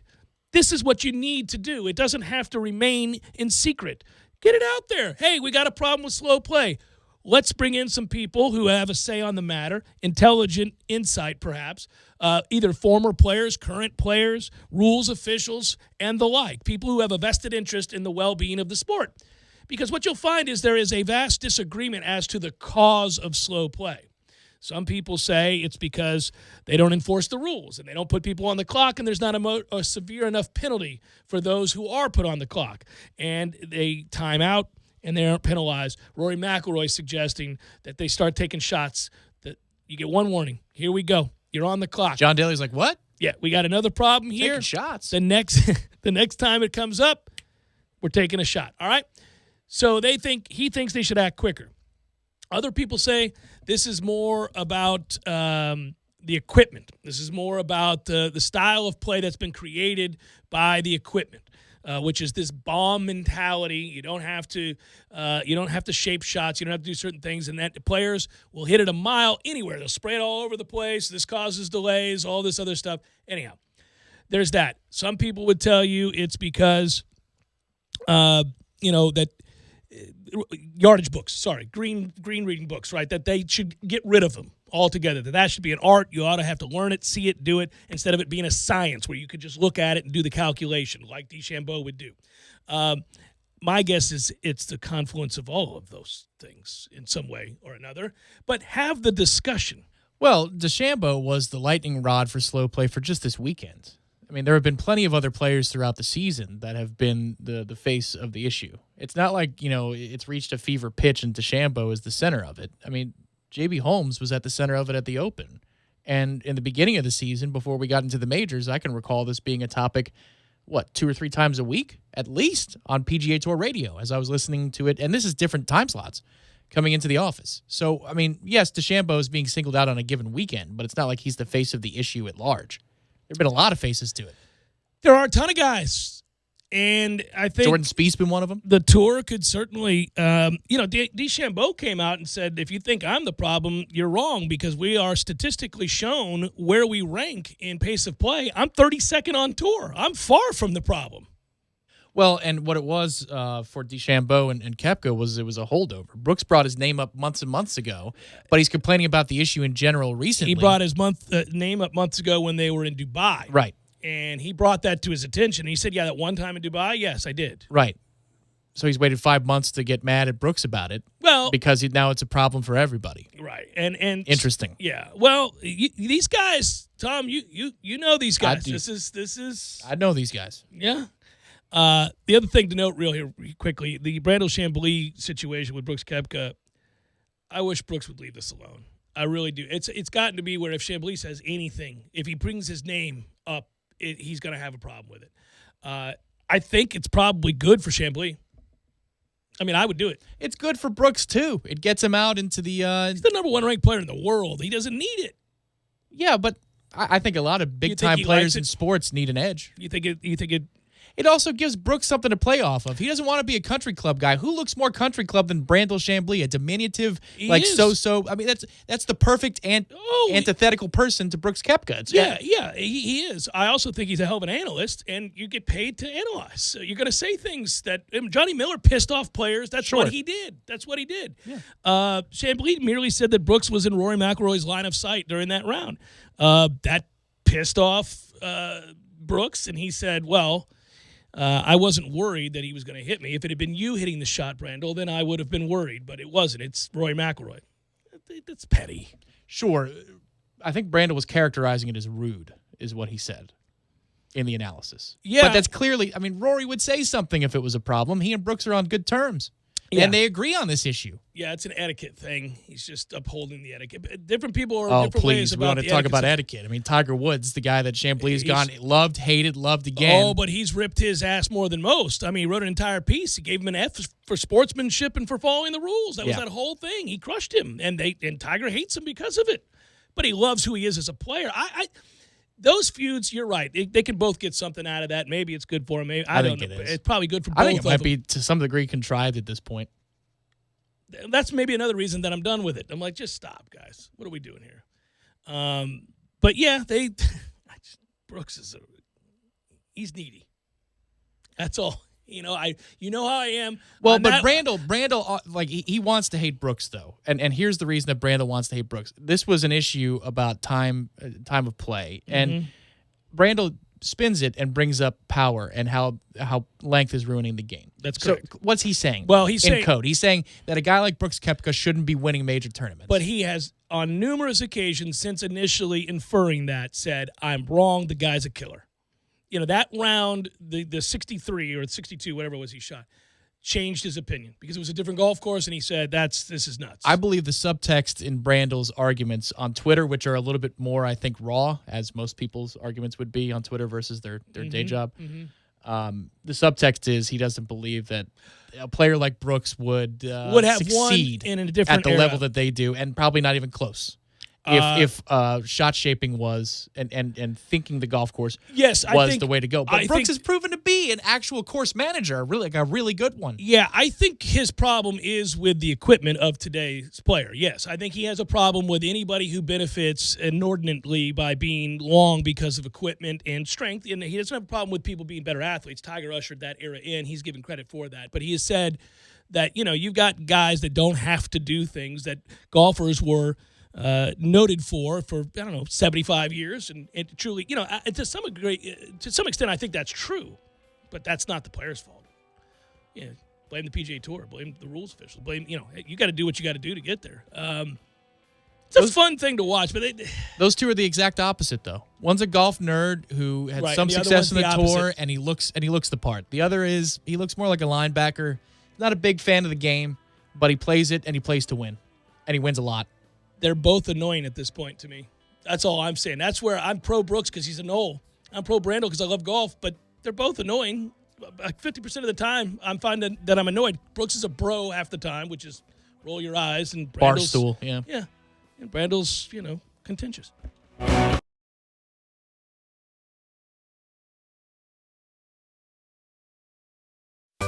Sorry, boys, I did not have time to pack. We got this. It's right here, guys. We got this. I thought I could handle it. We got this. Moving doesn't have to be a hassle. Call us first at 2 Men and a Truck. No matter the move, home or business, we'll make it a smooth one. I forgot something. We got this. flagship SUV, the full-size QX80, has 0% interest for 72 months. That's free money for 6 years. Plus, you'll save over $10,000 versus Cadillac Escalade or the Lexus LX 570. Infiniti of Tallahassee. Finally, the Highline experience you deserve is brought to you by the Kraft Brothers. Infiniti of Tallahassee, 3355 Capitol Circle Northeast, next to Ted's Montana Grill. Interest rates with approved credit. Prices include dealer preparation charge. Tallahassee loves the corner pocket as much as a crystal ball winning catch. He's looking, he lost it to the end zone. It's Benjamin! Touchdown! With 13 seconds left! The 97.9 ESPN radio special is a must-have every Monday and Wednesday at the corner pocket. 10 mouth-watering wings, a fresh side of fries, and a chilled domestic pint of beer are just $9.79 all day long. Be sure and try the fish blend of sauces, a true wing eater's favorite. The Corner Pocket Bar and Grill. He's gone! Home of Trivia Tuesday, Beer Bingo Thursday, and the daily $7.99 lunch special. Barry knows cool. He's keeping you comfortable. Barry knows cool. You can put him to the test. Deciding whether or not to fix something that has worked well for a long time can be a tough choice. When you turn to the experts at Carrier and Barano Heating and Air, we'll help you decide on whether to repair your existing system or consider new energy-efficient options. Book your repair or service appointment online in under a minute at baranoac.com. Florida license number CAC 1816186. Hi, this is Peter Bond, owner of Jerry's Cigar Shop. Jerry's has been a local favorite for cigar enthusiasts for the last 25 years. We have the largest walk-in humidors in town, filled to the brim with an amazing cigar selection. Relax in one of our leather chairs and enjoy an ice-cold beer or a glass of wine with your cigar. Jerry's is a great place to watch sports on our big flat-screen TVs and offers a comfortable setting for lively conversation. Visit our original store on Scherer Road or our new second location on Cary Forest Parkway. We hope to see you soon. Who's ready for the best wings in Tally and locally brewed beers? Hobbit American Grill is the place to be. They've been voted Tally's best wings again in 2018. Hobbit offers Bingo Mondays, happy hour all-day Fridays with craft beers on tap from all the local breweries. And the Hobbit is your home for all the UFC fights with plenty of high-def TVs for everyone. Be on the lookout for the food truck coming soon with the best lip-smacking wings in town. Hobbit American Grill, celebrating 40 years of serving great food to great friends for good times. For info on their hours and 3 locations, visit them online at myhobbitonline.com.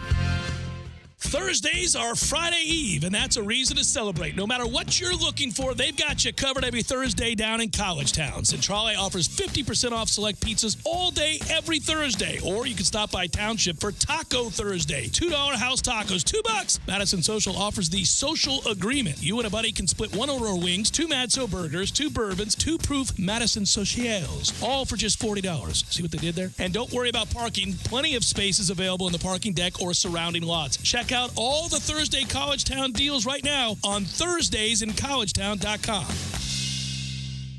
You're locked in with the Jeff Cameron Show on 97.9 ESPN Radio.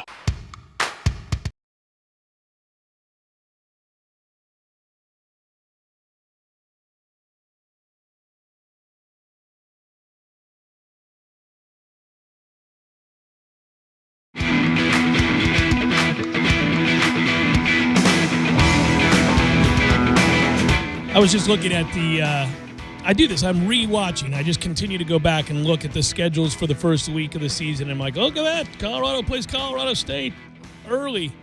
Purdue and Nevada will be going at it. Wake Forest and Utah State in a bettor's paradise. There you go. Michigan State and Tulsa.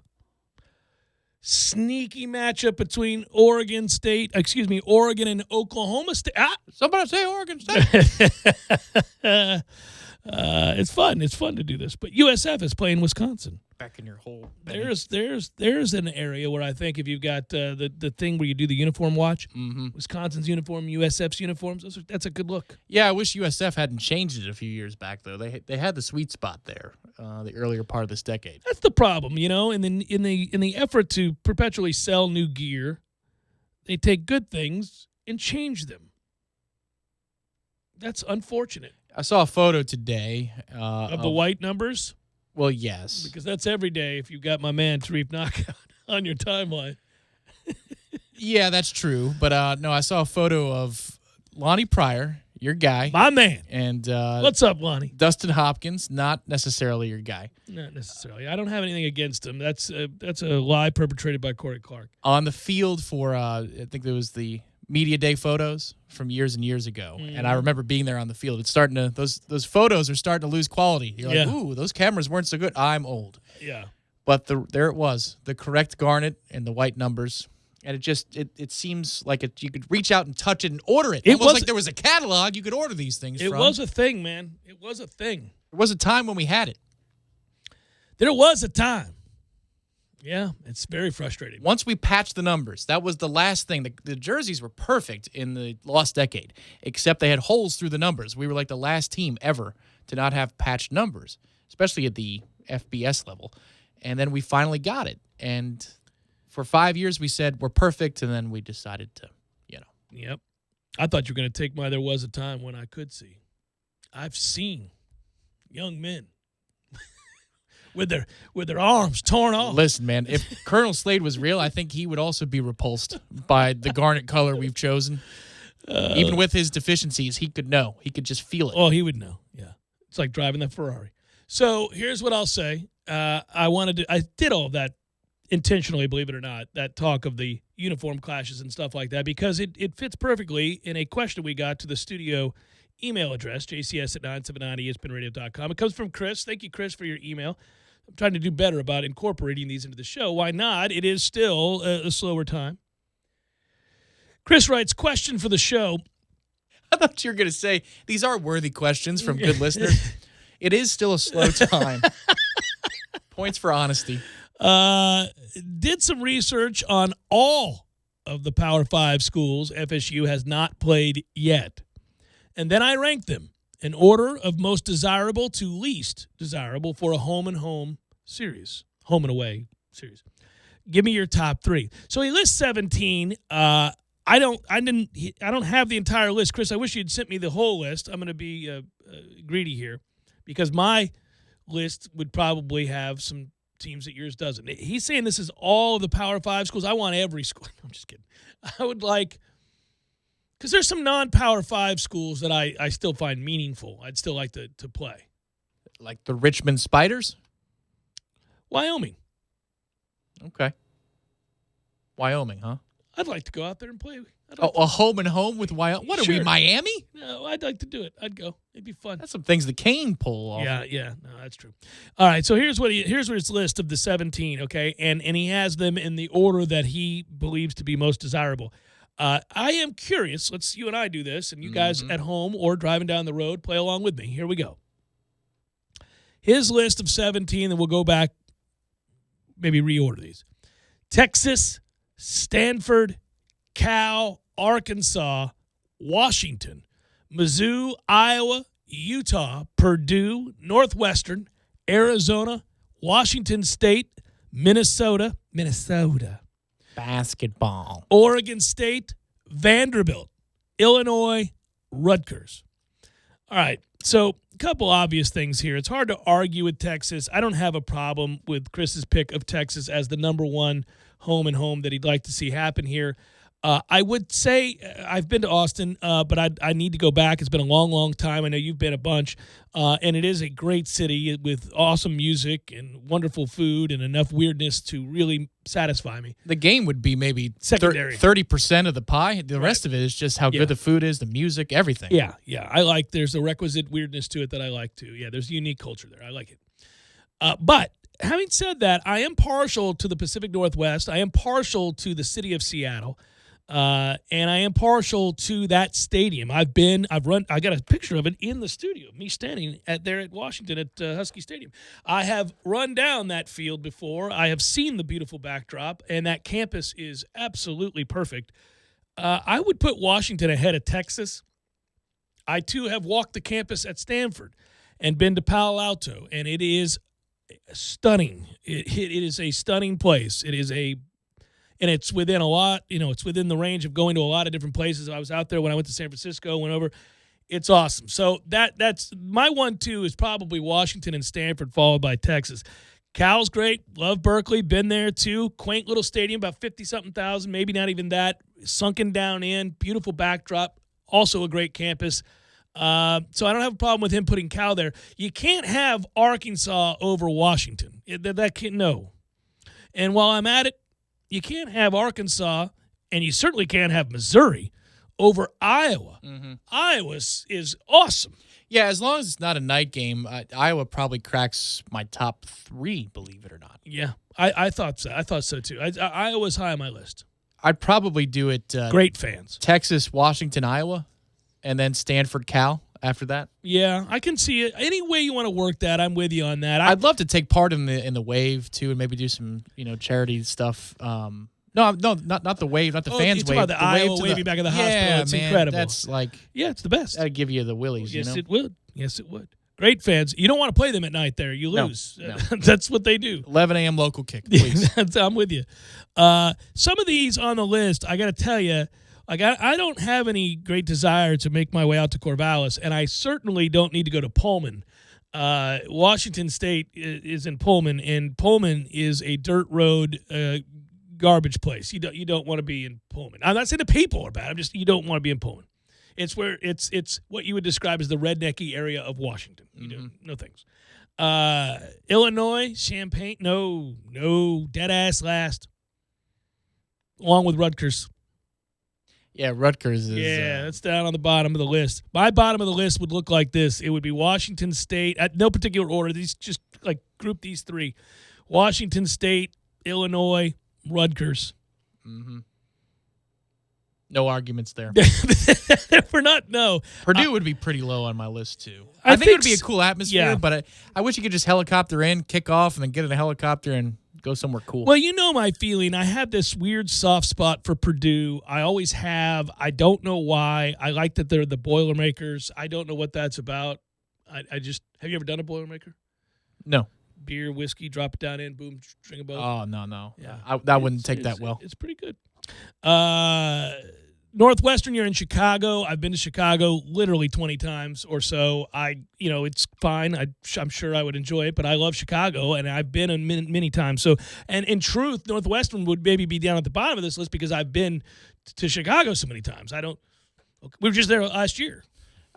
Northwestern is a very self-righteous place. That's why I put them down. I'd probably put Purdue ahead of Northwestern on my list.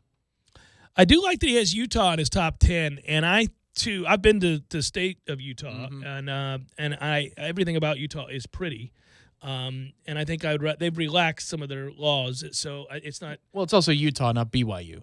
I'm just saying that BYU's in Utah, and Utah as a state had issues on the whole. But I mean, yeah, BYU is like it's kind of like a hornet's nest for the crazy. Yeah, but I will say for the Florida State fans that went to the BYU game, they said it was breathtakingly beautiful, and it was perfectly clean. We know why, but yes. Yeah, it looked it. Yeah. That was the game that was on Versus. Remember that? That's correct. The old Versus network. Yeah, Greg Reed turning that tight end around. That was That might have been illegal, but I didn't see a flag. Did you? Couldn't believe how quickly he turned his hips and got. I was in where he had to Atlanta go. hanging out at my sister's place watching that game, and you enjoyed it. It was over early, and Beat that ass. I just remember thinking, I don't like this. This all wrong for us. This trip back into the heat to play USF, and that was the whiteout game we lost the next week. Well, and they took away that beautiful touchdown pass. Good God, one of the nicest throws ever made by a Florida State quarterback. It was one of the hottest games in Doak Campbell Stadium history, the hottest I ever experienced. And honestly, if we don't get a break here soon, we might have some contenders here in the coming 6 weeks.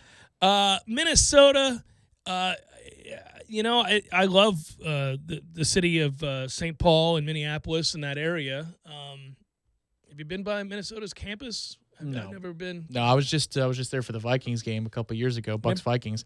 And you know what? I got to tell you, man, it was mid-September. It was still 95 degrees. It was disgusting. You were pissed. I thought I was going to get a break. You got robbed. I got robbed.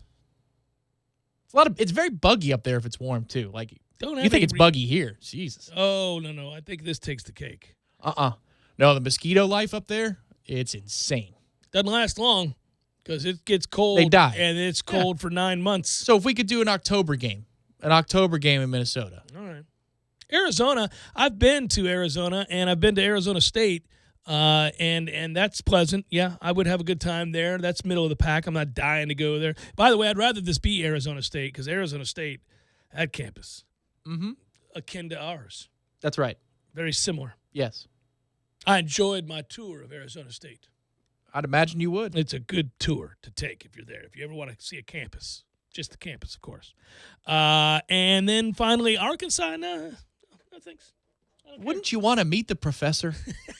Is he still there? We could go on a scavenger hunt to meet the professor and embrace him. We could find him. His name is in the story. We can look it up. Yeah, they named him. He got in trouble. Go to the directory, show up to his Friday lecture. Did he remain employed after getting drunk and screaming down Fatty Fat Fat? He has to have. He might have been tenured. I think he already was. That's why he felt emboldened. By the way, Chris, one mistake you got on this list real quick, and then we're moving on. I like this question. It was fun. It's good fodder. You got Vanderbilt way too far down on the list. I understand why you do. You've got Vandy there because it's Vandy. And you're like, well, whatever. It's Vandy. Yeah, but for the trip. Oh, but the trip, buddy. What a great city. I've yet to cross that one off the list. Okay. Vandy, for that reason, is way up high on this list. You know, it made the NFL draft look like a lot of fun this year. Yeah, that Main Street thing awesome. They did. It's awesome. That Nashville is awesome. You would love it. You'd love it. Listen, really? I'd have to go to like a honky-tonk bar. Oh, no. Listen. Or an old-school country bar. I can't do that newfangled stuff. No, there's plenty of old country. That's the king of old country. You are there. You're in it, man. That is old country. You can find that, Pepsi commercial pop country that they play on local FM stations. But you can also find the real country, the authentic, the Americana. The Johnny Cash of the world. I feel better about that. It's there, man. And it's good food, good people, good times. Oh, you'd like it. We should go. You'd like it. I want to go soon. Hopefully we play Vandy soon. Maybe they have a good year. We have a good year. Do we still have a tie-in with the Music City Bowl? That's probably gone, right? Man, that was cool. Remember that year we almost beat Kentucky with like half the football team? Half the team was suspended. Yeah, I do. Who's that quarterback for Kentucky? Woodson. Good call. That's correct. Final hour, forthcoming. Stay with.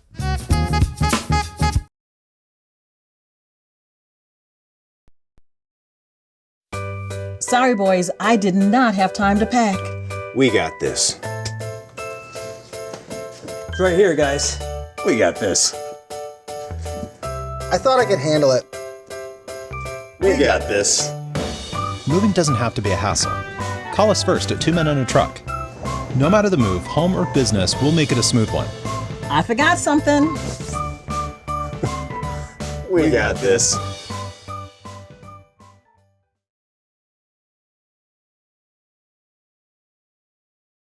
More vibrant life today with Orange Theory Fitness. To find out more, go to orangetheoryfitness.com.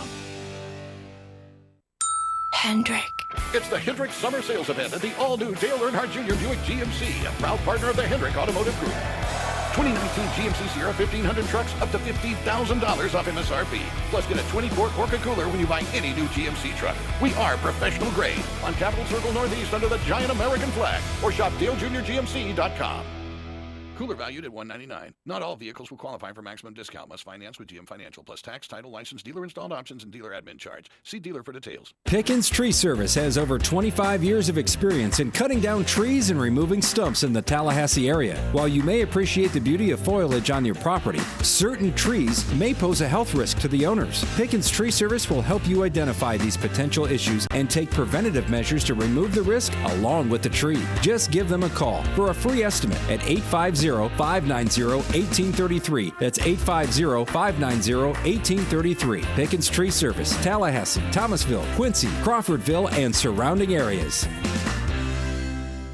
Driving every day from the Tallahassee Dodge Chrysler Jeep Ram Fiat Studios. This is 97.9 ESPN Radio, WTSM, Woodville, Thomasville, Tallahassee. ESPN Radio Sports Center. I'm Christine Lisi with what you need to know. ESPN's Adam Schefter reporting receiver Antonio Brown expected to be at the Raiders facility one day after an arbitrator ruled against him in his helmet grievance against the NFL. Brown tweeted this morning about his search for a shut air advantage helmet that could comply with NFL standards. He's been away from the team because of the grievance and frostbitten feet suffered in a cryotherapy mishap. This is day 18 of the holdout of Cowboys running back Ezekiel Elliott.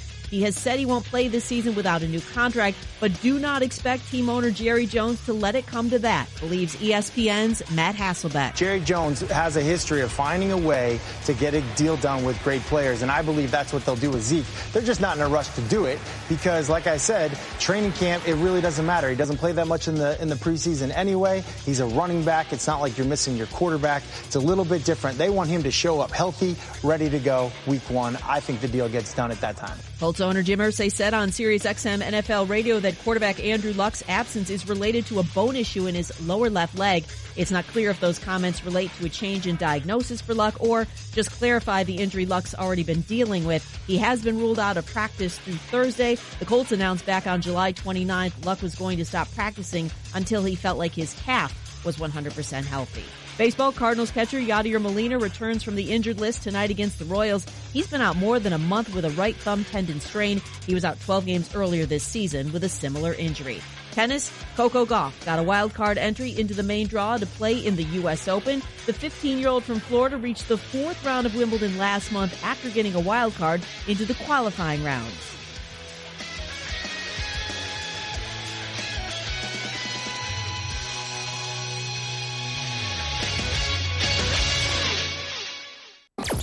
Broadcasting live from the Tallahassee Dodge Chrysler Jeep Ram Fiat Studios in the capital city of Tallahassee. This is the Jeff Cameron Show, brought to you by Cornerstone Tool and Fastener on 97.9 ESPN Radio.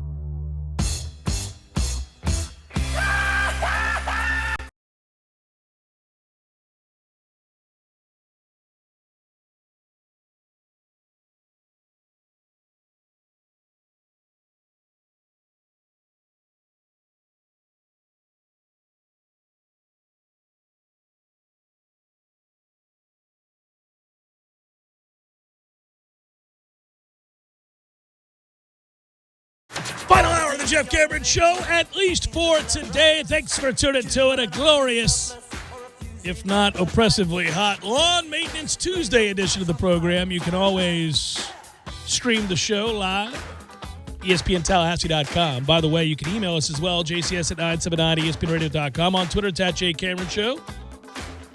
WTSM app works for your mobile devices. Hello, YouTubers. Hello, Periscopers. You know, Tom, I'm looking forward to the day when we get towards the winter where I can go back to my other caps, my Kangos. I'm surprised you put that on the shelf. I mean, it's cool in here. It's much cooler in your studio than it is on this side of the glass. It is, but I wear it about town during the day, and it's just oppressive. And you ruin it. You're sweating all in it. You can't do it. Those are expensive hats. Yeah, you know, when you go out golfing this time of year, you got to choose your hats wisely. You do, because you ruin them. Yep. I was on the roof the other day doing the gutters, and I wore my MLB hat. It's done. I can wash it, but it's just beat one day, huh? Oh, my God. It's the ring. It's the crown of sweat. And I'm bald, so it's the sweat. There's no hair sopping it up. It's just going straight into the lining. See, but I appreciate those hats. Like I do, too. Those everyday hats. I save them. Remember I had that FSU, the white one with the old lettering? Mm-hmm. That thing was disgusting, but it was I've got awesome. An old white one from the College World Series from like 15 years ago that I bought that I've never seen anybody else have. It was awesome. I don't think it was licensed. I'm sure it was a... Oh, probably. But I love it. It's an incredible cap. I still have it. Christy tells me all the time, can we throw this hat away? No, you can't throw it away. Yeah. I got grief forever for that FSU hat because I sweated in a hat so much that it was like rigid. It didn't flop at all. It doesn't flop around. It was always in the ready position. It was like Bryce Harper before a pitch. This is ridiculous. We just went down a road there. That's true. Everybody can relate to that if you're a hat guy. If you're a hat guy. You got to go back and listen to the wording. You'll have fun with that. Oh, really? The ready position? The words leading up to that, everything about it was just sort of, it was just like... I feel like I've lost my awareness. Yeah. Like if it was Madden, my awareness rating for that would go down. What happens is if I say it, you hear it every time. Yeah. But if you're saying it, you're much more innocent with your own words. Mm-hmm. Everybody else's, you hear the double entendre with... you said it. I was like, okay, where's he going? Oh, he's just up. Okay. Oh, boy. All right, there we go. We go. That's why we need more editors in the world. You can't see it in your own writing. You write for meaning with your own writing. That's right. Edit for mechanics. There you go. You handed it in. Right. So I was here to edit. I was like, okay, Tom, we're not going to do that. Oh, yeah. Let's scratch that. Don't need that. That's flowery language. red marker through it. You think like political candidates write their own speeches? The guys are, whoa! I don't want to go down that road with the current president writing his own speeches. I wasn't even going there. I was talking any candidate across time. Oh, no, not any candidate. This one. It would be incredible to have to check that. Can you imagine those speech patterns? I mean, good luck. Like, well, that's not grammatically correct, of course. Hold on. That would be nonstop. Listen, I don't know. That's a fact. That's a fact. That's an inarguable fact. No, I was just going to say I don't know how much like handwriting that dude does except for like what he scored on number 1 or number 2. I mean, seriously, that's he's an outsourcer. Yeah. Let's move forward here. The Florida State football team is practicing down in Bradenton, and they are practicing well when the weather's not in the way. Willie Taggart has nothing but glowing things to say. Should I go any further? Because we're just biding time, looking to avoid injury. That's what we're doing. He's got glowing things to say. I got pens to click here. No. I mean, I'll expound on this later. We have talked about it some today already, and just that I do like what the players have to say. I do like the look of the team right now. I do like the competitiveness of the team right now. I do like sort of the commentary coming out of camp. It's not there are times where they'll say things like, listen, I this week we really got pushed, and just realizing the level that you got to bring your game to, and you're just like, oh, you're yammering. You're not saying anything here. Don't do that. Don't do that. You don't get credit for trying. You have to try. That's just part of it. It's a prerequisite. You got to work hard. Got to try hard. I don't give you any credit for that. That's what you're here to do. That's why you're on scholarship, and that's why if you're a coach, you're paid handsomely. Everybody better be working hard. That's just a given. Everybody be trying hard. Your best at all times is necessary. But there is a level of intensity to what's going on in practice now that didn't exist a year ago. That's a positive sign as we look ahead to a buy-in. That's all I'm saying. That's what to a buy-in, to people being on the same page and being held accountable to one another. I'm not so sure that's happened here in recent years plural, that there wasn't a real buy-in. There wasn't accountability as held by all, right? I mean, certain guys got in trouble. They were right back out there the next day. Some guys didn't say the right things, do the right things in the weight room or in the classroom. They were right back out there. I don't think that's going to be the case with this group. The entirety of the 2014 season was about placating the guys who were good enough to get the job done, even if they weren't willing to work as hard as they did to get them to the top, to get themselves to the top. That's the hard part, and you had to break that cycle. And I think we've got a decent crew that's willing to break that cycle, but it won't be perfect. There are going to be times. Like, I'm worried about this. How about this for a positive spin on things? What if we have a little bit of season opening success, right? Like, we play Boise well. A September to remember? Guys getting full of themselves a little bit and having to bring them back down to earth. I don't know, man. They had to learn that lesson against Virginia Tech last year, and they were terrible as a football team, as we found out. I'm trying to think. When would you allow for them to grow into arrogance? Where would you begin to look? Where would you say with a straight face after a 5-7 season, at what point in the schedule would you say that, guys, we better be careful. We're starting to get a little full of ourselves, and if we're not careful, what team can beat us? What would you see the scenario I'm painting here? So that would mean you beat Boise, you beat Louisiana on the road, Virginia. Wake on the road. We're not good enough to sleep on that game yet. Yeah, but you would have just played Clemson. I think you would have had. Well, if you played them tough, and let's say you started out, and you were undefeated prior to that. Yeah, and you played Clemson tough, and you got nothing. I see you working. Yeah. That's a sneaky one. You're saying that's a sneaky guy because at that point you would have beaten NC State, you would have beaten Boise State, you would have beaten Virginia on the road. Obviously, you would have taken care at home against Louisville, who's not any good, Louisiana Monroe, who's not any good. All right, so you would have said, all right, playing pretty well. We're off to a great start. We go to Clemson. We lose the game, but we only lose by 14. Final scores. You scare them into the fourth. Yeah. 35-21. You're like, hey, let's all right. That was 28-21. You got the ball in the fourth, and you're like, woo. Doesn't work out for us. You could feel the vacuum effect in the crowd going, what's going on here? And then all of a sudden, okay, and then you're a little disappointed that you didn't pull off the shocker, and you go in and you sleepwalk into Winston-Salem, is where Tom says. As many have. Got to be nervous right here. I mean, who hasn't? For one reason or another, been sleepwalking in Winston-Salem. I think that's a good pick. I was maybe going to say the home NC State game because if you're 1-0, 2-0, 3-0, 4-0, and you've beaten Virginia on the road, you'd probably take for granted that NC State's coming into town and could beat you. The good news for that game is that you got a bye week following. I always think there's something to that. The idea of you can air it out today, because there's nothing to worry about for next week. Get that bye week, you get rested up, and you go to Clemson. And who knows? Throw caution to the wind, boys. It would have to be a Kendall Briles pulls a Chad Morris type deal in 12. Now, I know we didn't win that game. We're throwing the kitchen sink at them. If you're a Clemson fan, you get whitewashed in that game, but you scared us for about 2 quarters because you threw the kitchen sink at Florida State. That's right. There was toss passes, and Mark Stoops is throwing his stuff down on the ground. We're going to run the picket fence on them. Tom, load up in my QX80. We're driving to Clemson, South Carolina to see our undefeated Noles take on the defending national champions. Undefeated Tigers think they're going to win by 30. Let's go run the picket fence on them. Well, we could go up there for the walkthrough and then come back for the Hangar 38 watch party. That's correct. Don't get caught watching the paint dry. It's the Jeff Cameron Show, 97.9 ESPN Radio.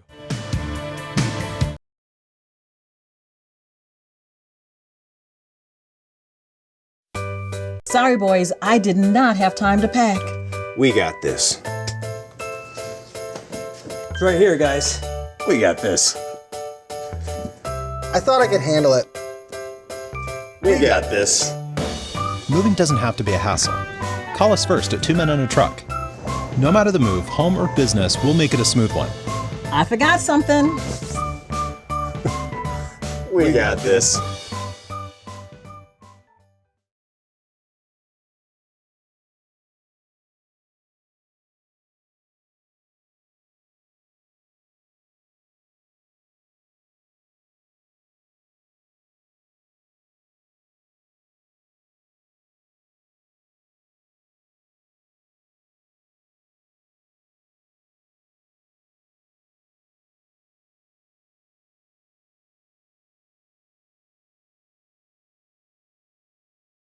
For yourself today and get a free sponsored job upgrade on your first posting at Indeed.com/promo. Terms and conditions apply. I know you know this, and you probably have already suggested it, and maybe she's already had it. But, Tom, I'm bringing your girlfriend into the fold to talk about Bumpa's Local. Don't you bring her in here. I'm telling you now that she would love the ahi salad. Oh, yes. Did I get it right? Yes. Yeah. Well, that was delicious. That was the first thing she ever tried, and now anytime we are in the neighborhood, which is, a capital circle right between I-10 and Centerville. Like you're right giving in the people there. the location for Bumpa's Local 349. Mm-hmm. Perfect. I like it. Yes. They have delicious food. I like tacos. You can't screw up tacos, but they do really good tacos. I am a big fan of the Uncle Sal because the Uncle Sal is sausage, peppers, and onions. You can't go wrong with that trio, man. You like the peppers and onions more than I do. It must be like a New York thing. I don't know. Mm. Everybody's a little bit Italian because they're coming from New York because the peppers and onions isn't exactly Irish cuisine. I like it when they're cooked up like that. Oh, yeah, it's hard to beat. A little mustard? Yeah. I'm forever going to champion the wings and the Cobb salad. It's Bumpa's Local 349. They got live music. They've got a number of televisions and, of course, tasty beverages, man. Good stuff. As a market leader, manufacturers offer Kraft Nissan special incentives. Deals you definitely can't find on Toyotas or Hondas. When you see stupid low payments on TV, read the fine print. You need tons of money down to get those payments. The Kraft brothers think you're smarter than that. And because of their standing as a volume sales leader, they've got the goods. Just listen to these real-world deals they negotiated with Nissan Corporate. 2019 Rogue, $4,500 off MSRP, plus 0.9% APR. Altima, $5,000 off MSRP. Murano, get this, $6,250 off MSRP, plus 0.9%. Less than 1% is like free money. It gets better. 2019 Rogue Sports, you get 0% APR for 60 months. Now that truly is free money. Titan, $7,500 off MSRP. The kind of deals you come to expect from the Kraft dealerships. Real-life savings, not pie-in-the-sky promises that never come true. And that, my friends, is how Tallahassee will remain a Nissan town. Just like football, when it comes to the court of law, you're going to need a solid defense. I'm Michael D. Blank, attorney with the Law Office of Jose Fernandez in Tallahassee. At the Law Office of Jose Fernandez, there is never an upfront fee, and if we don't recover, then you don't pay anything. Our team is dedicated to handling all types of accident, injury, negligence, malpractice, and wrongful death cases. If you're unable to come to us, we can come to you day or night. Call us now, 855-HOSE-305, for your free consultation today. The Law Office of Jose Fernandez. We don't get paid until you do. Offices, Tallahassee, Miami. JRFinjury.com. Go Noles. The Jeff Cameron Show podcast, available on demand at ESPNTallahassee.com and on iTunes today. The Jeff Cameron Show podcast is brought to you by Garnet and Gold of Tallahassee. When you buy FSU apparel, support local business. GarnetandGold.com. This is the Jeff Cameron Show. Jeff Cameron Show on 97.9 ESPN Radio.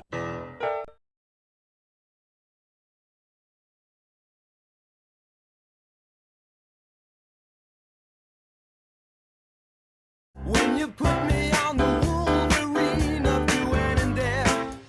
It's update time for that ass. Here you go. And you're going to like this one, Tom.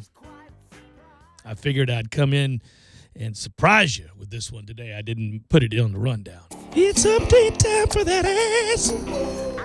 It involves one of our favorite subjects, one of our favorite people. And if you take a step away, in a moment we'll get into the bit, if you will. But if you take a step away and really think about the fact that this happened, it's such a wonderful description of how crappy human beings are when money's involved and power and opportunity and the chance to win something and be part of a larger group. You know, people are ridiculous. But this story encapsulates it just in a way we've always loved. 2 years after David Grissom told his wife, "You can't make this stuff up," the former University of Louisville board member has added another astonishing layer to the Katrina Powell scandal. Here we go. I remember that name. Yes, I do. In a while, right? It's actually Katina, not Katrina. My apologies, Katina. During a deposition taken just last month in Louisville's lawsuit against former university president James Ramsey, Grissom testified Ramsey told him that a university trustee was the cash source made to the strippers and prostitutes that Powell supplied to entertain the players and recruits at Billy Minardi Hall, the basketball dormitory. It never happened. All of this is a fabrication. Ramsey's attorney, Steve Pence, called Grissom's claim a complete fabrication. That's correct. And that... What's the matter? Is the truth funny to you? And that Ramsey has no reason to believe the board was behind any of the funding. University spokesman John Carmen said the school cannot comment, as this statement was made as part of an ongoing litigation. Grissom, who stepped down as a chairman of the board of trustees just last month, retains a seat on the board. A video of his deposition shows him being asked for an example of Ramsey preventing the board from learning pertinent information. He told me that one of his board members was the cash source for paying off the strippers in the stripper incident in Billy Minardi Hall. He never disclosed that to the full board, though. Under questioning, Grissom repeatedly refused to identify the trustee in question, but subsequently said Ramsey did not share the name of the individual and that he did not ask for that name. The real question is, if Mr. Grissom thinks that's something Dr. Ramsey should have reported, why didn't he report it? Asked Pence. He was the chairman of the board. Why didn't Mr. Grissom immediately call compliance as he's required to do? Why did he not notify the NCAA as he's required to do? And there's only one reason for that. It's that he's making it all up. Personally, I believe if he knew this information, he should report it to compliance right away. And he is compelled to do so as an officer, a trust officer of the university at my former employer, Louisville. And Louisville, as you know, hosts and houses kids in a building that I put up with my friends.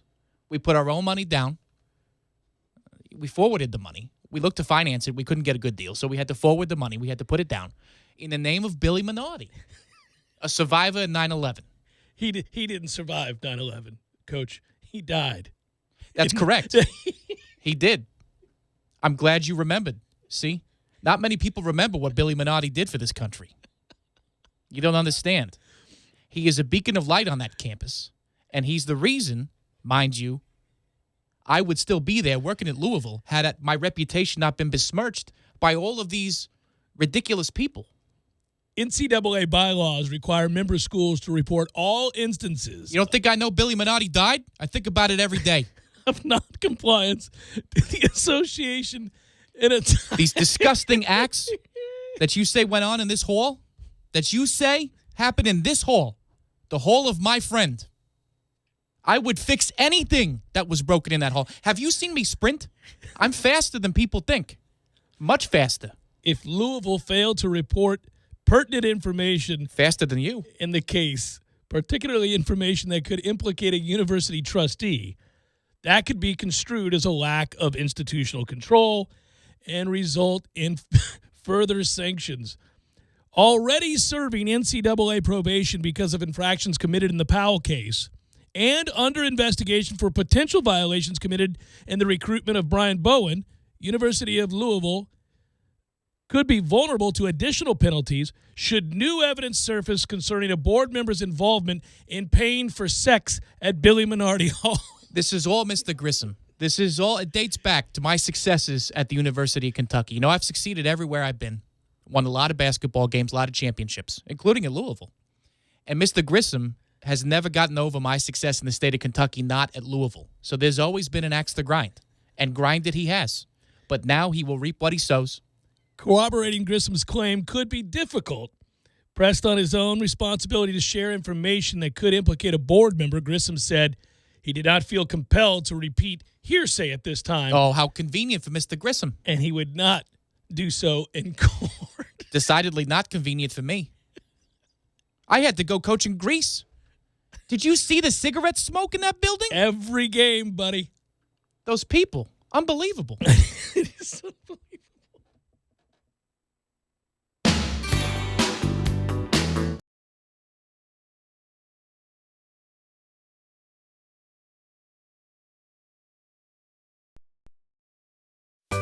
Sorry, boys, I did not have time to pack.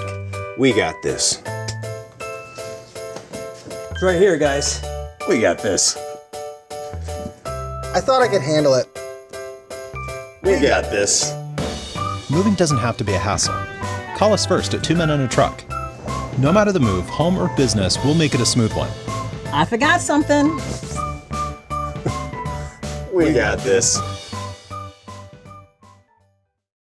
Atari 2600, original Nintendo, Super NES, or Sega Genesis, you name it. They got it at Games for Less. Games for Less, the Super Walmart Shopping Center on Appalachia Parkway. Give them a call today at 850-219-3535. That's Games for Less.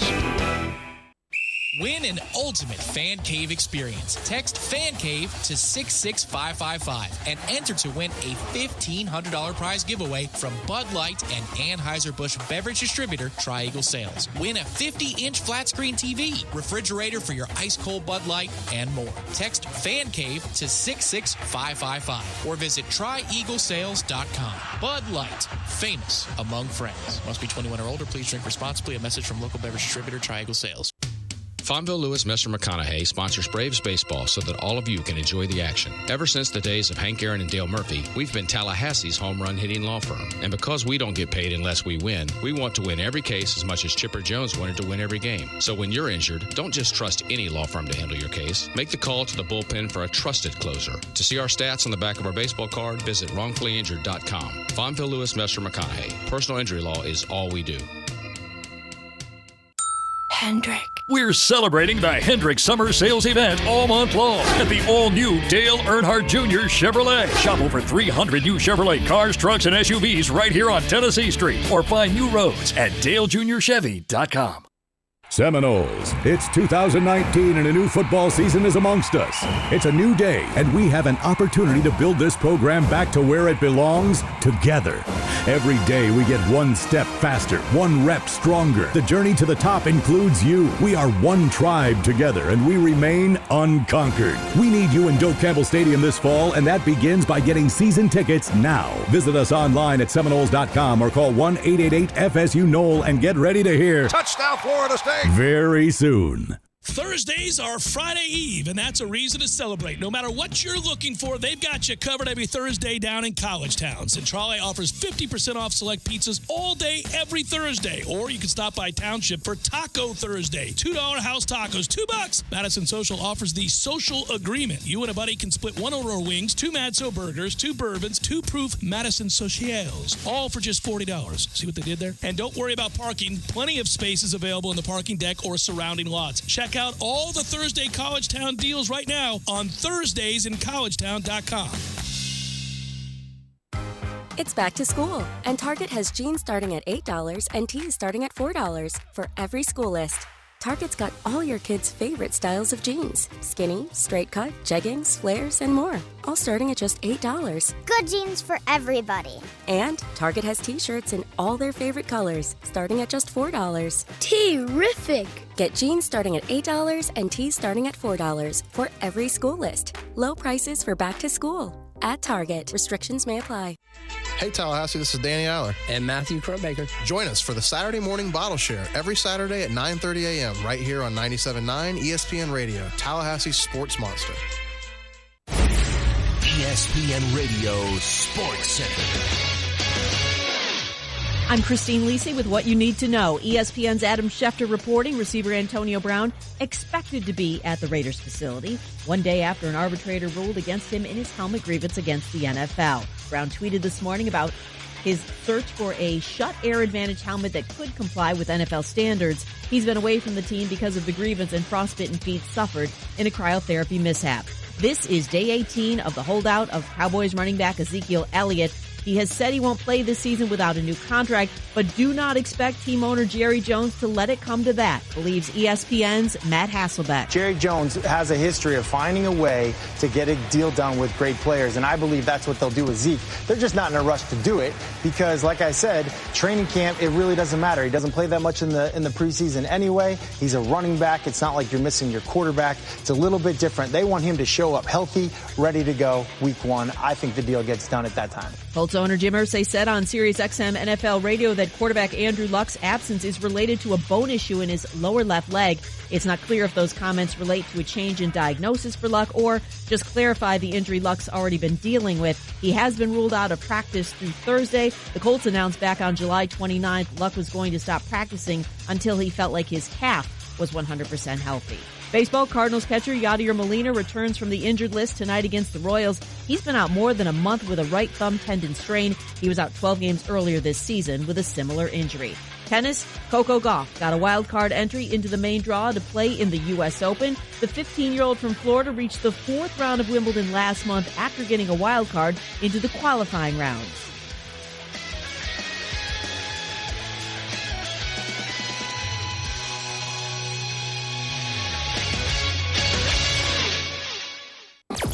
Broadcasting live from the Tallahassee Dodge Chrysler Jeep Ram Fiat Studios in the capital city of Tallahassee. This is the Jeff Cameron Show, brought to you by Cornerstone Tool and Fastener on 97.9 ESPN Radio.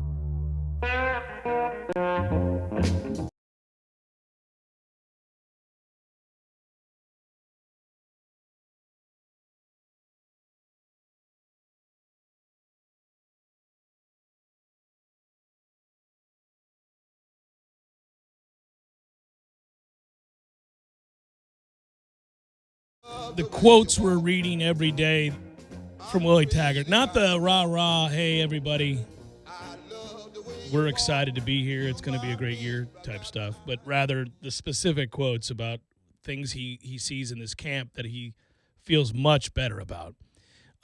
Because in retrospect, you know, one of the things that he got wrong, and he said that he got wrong, and he admitted to it in Charlotte, was he misread the team's fragility, both mentally and physically. He realized that they were all broken up, that they had been scorned, and that he wished he'd gone about things differently with a better understanding, a better grasp of how he would need to proceed based on that fragility, right?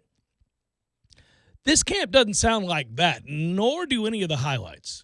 If you were watching the videos that they show you in the one-on-one drills, the Oklahoma drills, if you will, the Noel drill, you're seeing a a level of physicality without being a soft analyst here that makes me uncomfortable.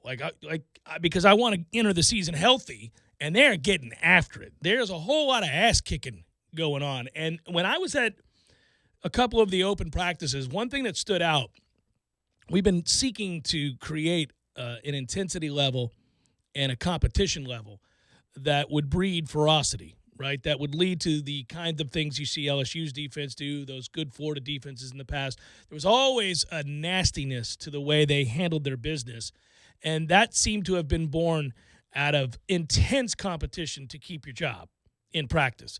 So you didn't rise up, you didn't lay the wood to somebody, you didn't show up, prepare, and work hard every day. There was a guy waiting to take your place, and it created the intensity you want to see on a defense, really of any defense. And we haven't had it in a little while, really. We haven't had that. We've been soft. So when I watch us now, at least in the limited time that I've been able to see them, but also then you read his quotes, he talks a lot about how they're getting after it. He loves the competition. There's a competitiveness. That's the quote. That's actually the quote he used today when he said this morning, I love our competitiveness. The way that our guys go about competing every single day, guys getting better. There's a lot of back and forth. One day the offense will have the better of it. The next day the defense comes out and gets after them. And I told the guys the other day that the offense was ahead, and I think I angered the defense, and now they've responded. This is good. It may not lead to the overriding success we're hoping to see, but this is good. I didn't hear that brought up much, nor did I see it last year. It was a lot of learning, we thought. Turns out there wasn't. But we thought there was a lot of implementation and learning, and so everything was a step slow. It wasn't an attacking style either side of the ball as they were trying to figure out their new coaching staff. And as it also turns out, nobody was bought in. So there's all of that. This doesn't look like that at all. And if you're coming off a 5-7 season and I go out to practice, I want to see some things that look different. I want to hear things that sound different from my players and my coaches. And it does appear that that's happening. And another thing about the Greeks. We're not doing that anymore, right? No, we're not doing that anymore. Yeah, I agree. The certain position groups, I'd say, where we see that the most, defensive back, because there's a lot of competition, and you see a lot of changes about who gets what reps with what team, right? And we have a different defensive look, so we do. But then also defensive back wise, we had a really good class that came in. And so Akeem Dent pushing those guys. He's already a factor, but then you bring back a guy like Bolden after injury, and I know he's dealing with some things during camp.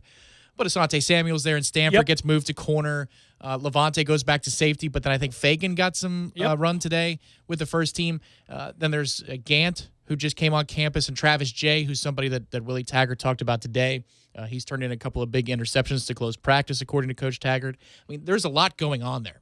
You've got the influx of the true freshman class. You got some redshirt guys. You got some players switching positions. I mean, Woodby was supposed to be a factor in that group, but now he's moved to linebacker. And then what happened to Nasruddin? He's in that mix as well. There's just a ton of bodies there competing for limited snaps, even if you get into a nickel or a dime look. The other place you see it is right guard. Because apparently the open portion today down at IMG, Dante Lucas is back with the first team. Yep. Mike Arnold wasn't observed during the open portion, but they're going back and forth there. So those are the two, I think, segment groups where you're seeing a lot of turnover. But then I would imagine, too, when you get Tamorrion Terry back at receiver, and Warren Thompson was back on the field today after being in the concussion protocol without a non-contact jersey. That's a really good sign.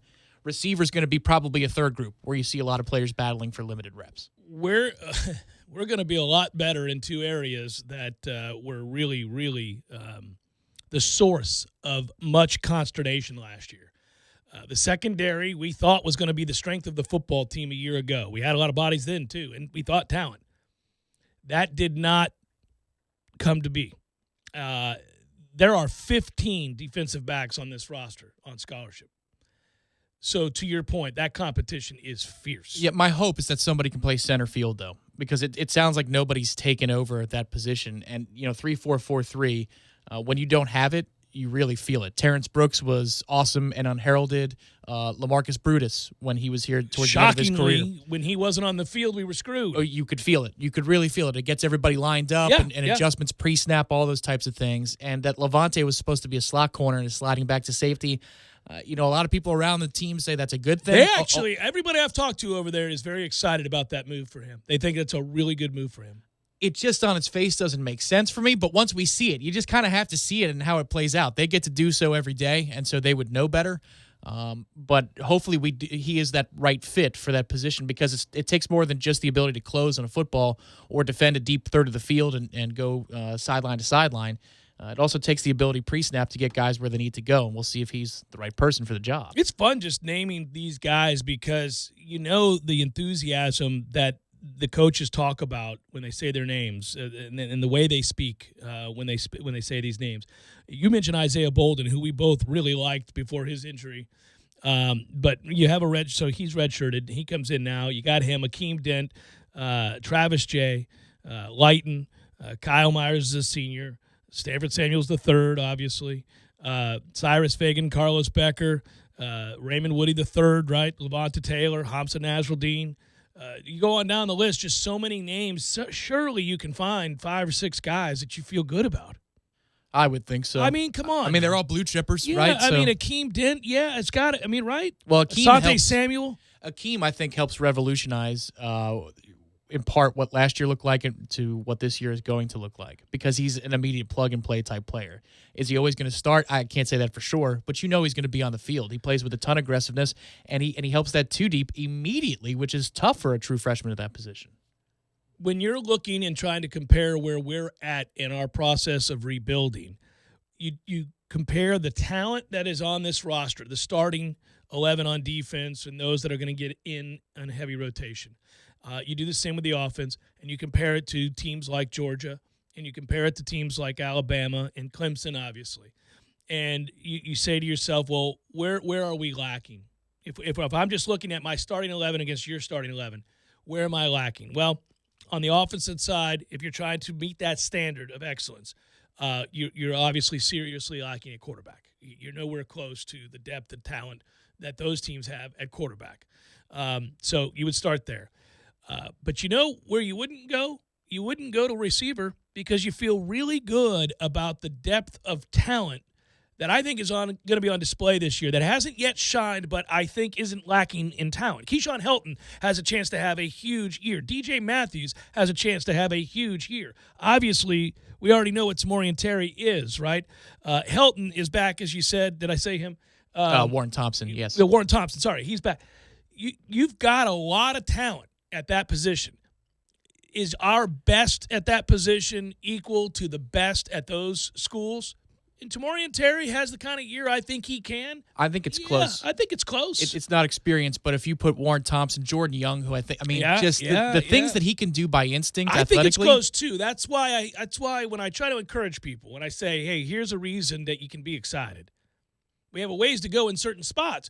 But if I go over to receiver, I say, no, we don't. Not at receiver, we don't. At running back, I don't think we have a ways to go. Where, Georgia routinely has 2 or 3 guys. Alabama routinely has 2 or 3 guys. Obviously, Clemson has Etienne.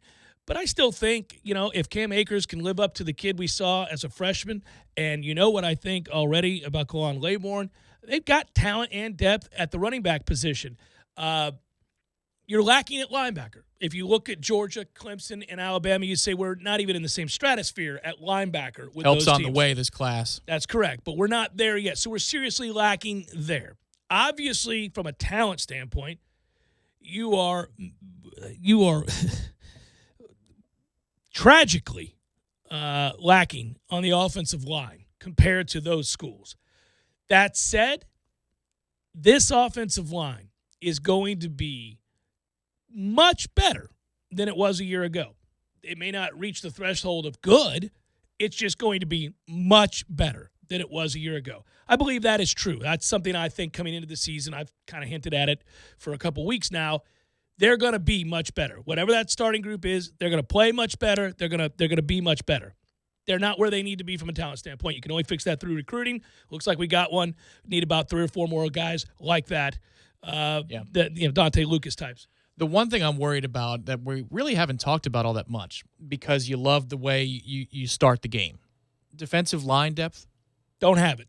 I don't think we have it, and it's a real problem. It's going to cost us a game this year for sure. You like your top 3 guys, and I get that. You want to have your 3 best defensive linemen. Big guys get hurt, man. But think about it this way. I mean, listen, I'm not advocating for a 4-down lineman look at all. But if it was a 4-down lineman look, you'd at least be able to rotate a Durden in for one of the 2, Cooper or Marvin Wilson, at a given time. So you'd create more depth in the interior of the defensive line in a 4-down lineman look.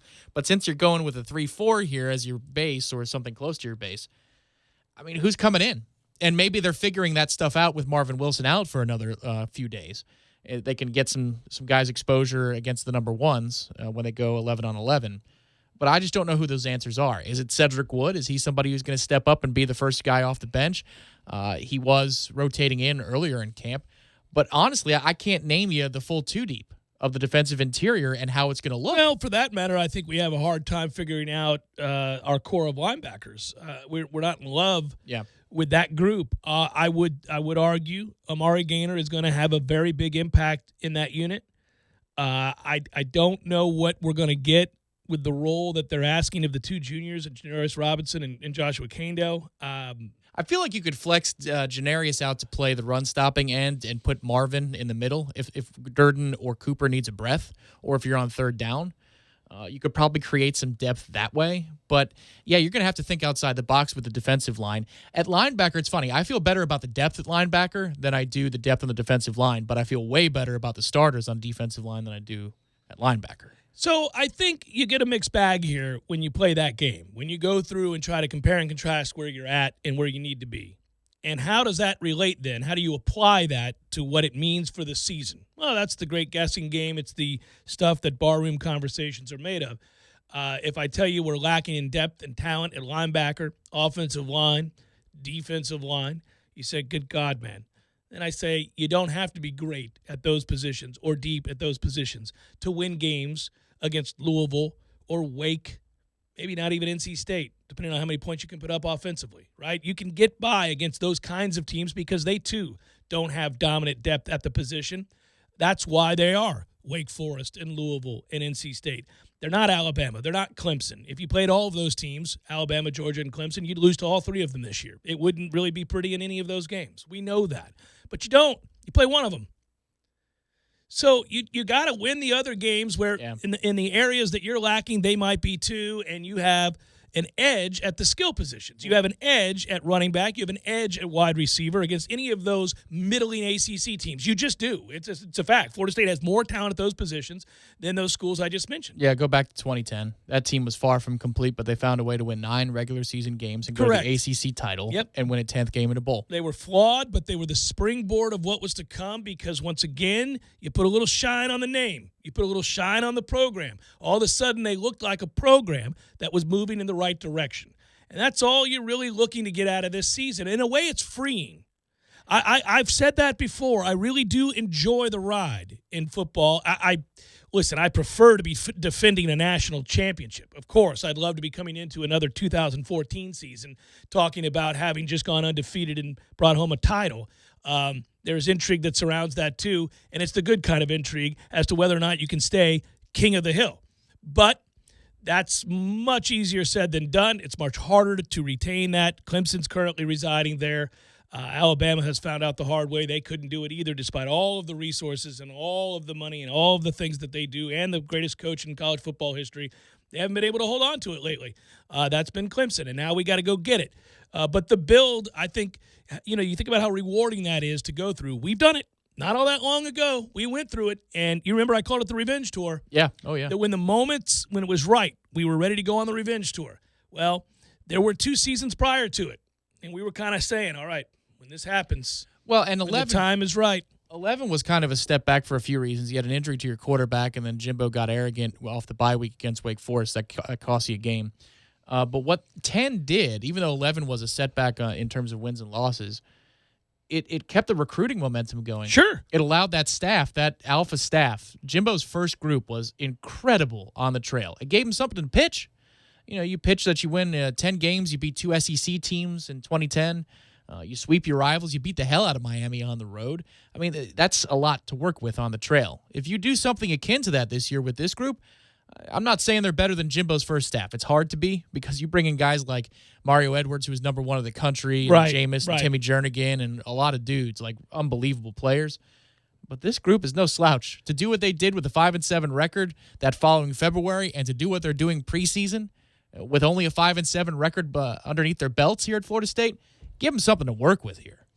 Yeah, and where you hold your breath, and I think that's what I keep coming back to that concerns me the most. There's progress being made. You got to make it on the field. You got to win games, obviously. That's what matters most. There is progress being made here.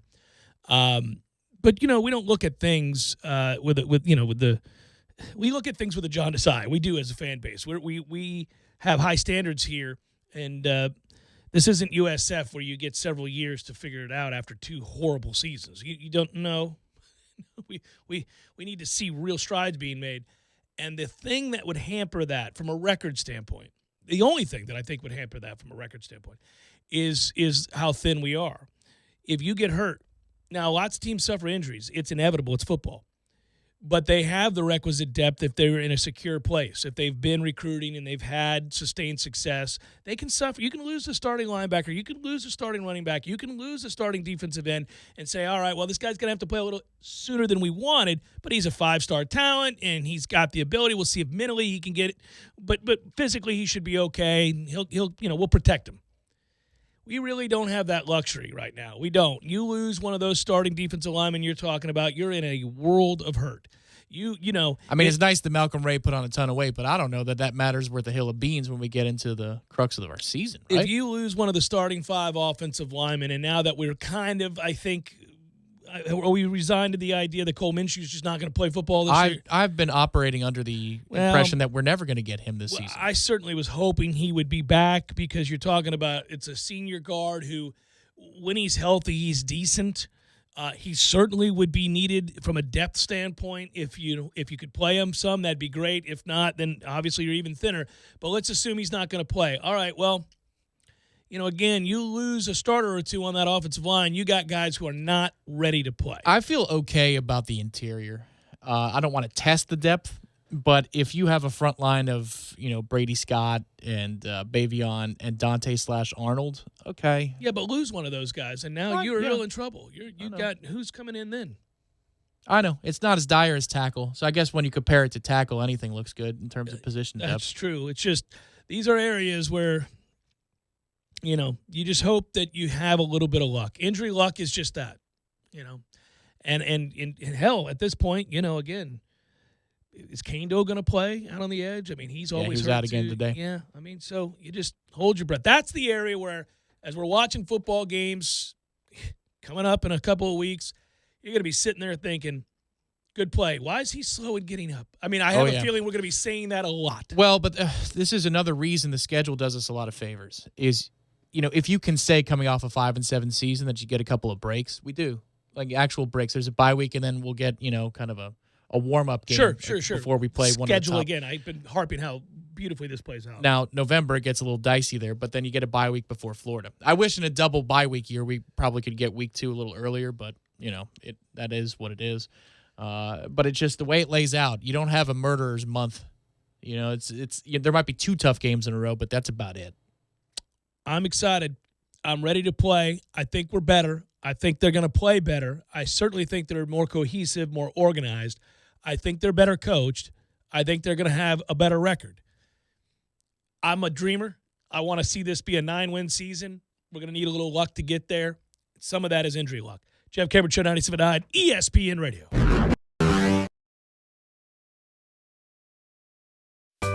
Sorry, boys, I did not have time to pack. We got this. It's right here, guys. We got this. I thought I could handle it. We got this. Moving doesn't have to be a hassle. Call us first at 2 Men and a Truck. No matter the move, home or business, we'll make it a smooth one. I forgot something. We got this.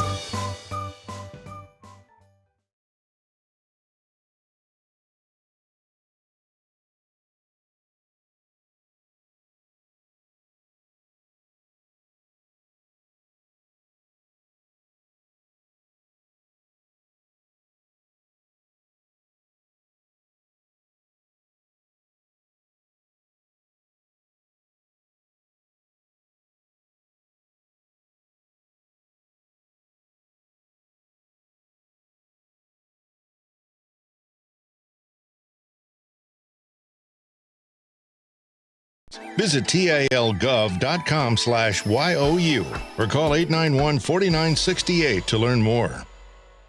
Tallahassee loves the corner pocket as much as a crystal ball winning catch. He's looking, he lost it to the end zone. It's Benjamin! Touchdown! With 13 seconds left. The 97.9 ESPN radio special is a must-have every Monday and Wednesday at the corner pocket. 10 mouth-watering wings, a fresh side of fries, and a chilled domestic pint of beer are just $9.79 all day long. Be sure and try the fish blend of sauces, a true wing eater's favorite. The Corner Pocket Bar and Grill. He's gone! Home of Trivia Tuesday, Beer Bingo Thursday, and the daily $7.99 lunch special.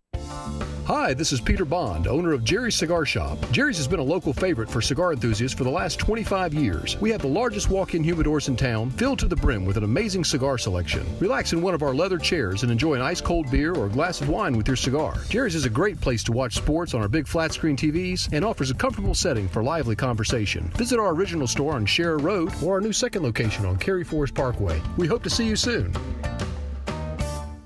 Introducing Hardee's Charbroiled Double Deals for $2.49 each. Your choice of the double cheeseburger, the new bacon cheddar double, or backed by popular demand, the Hardee's Classic. They're double. The beef. Triple. The options. You probably noticed the echo. It happens when we double the beef and triple the options with our Charbroiled double deals for $2.49 each. It's kind of epic. Hardee's, because it tastes better. Double the meat is compared to the small cheeseburger. Limited time only at participating restaurants. Price may vary. Tax not included. Don't wrestle alligators. You can't reason with them. There are plenty of other things to juggle besides chainsaws. Choose anything else. And when it comes to milk, always trust the smell test. These have been some live-long tips brought to you by the Florida Lottery. With the Week for Life scratch-offs, you can win up to $5,000 every week for the rest of your life. So you just have to live long and win on. The Florida Lottery. It's your ticket. Claim it! Must be 18 or older to play. Play responsibly. This is Golic and Wingo.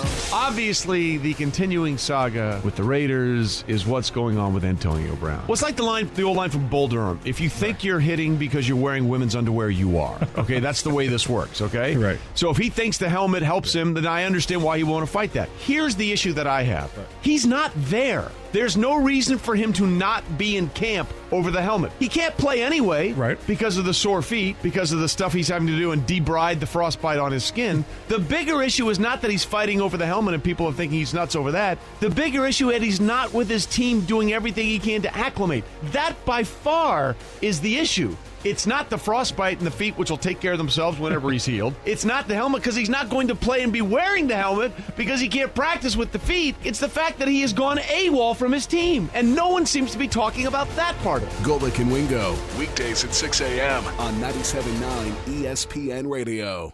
The Jeff Cameron Show is brought to you by Cornerstone Tool and Fastener. Big store pricing with local service. Online at ctf.nu.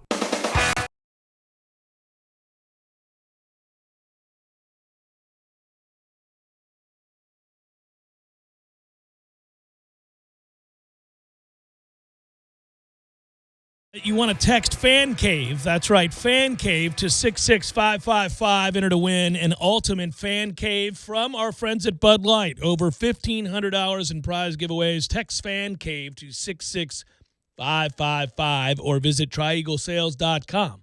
You got to be 21 years of age or older. And, of course, drink responsibly. That's a message from our friends at TriEagle Sales. All right. Let's do probables. It's time for, how you say, with the pitching, probables? Second game of a doubleheader tonight, Astros-White Sox. Garrett Cole will start for the Stros. Ivan Nova for the White Sox. I'd say advantage Astros.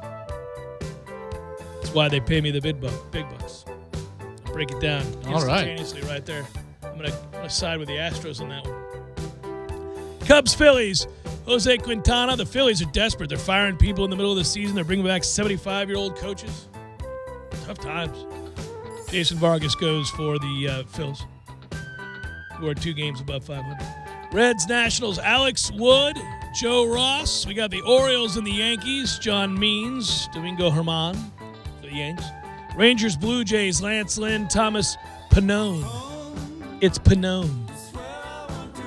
Red Sox, Indians, Chris Sale, not good. Mike Clevenger is good. Just not a great guy.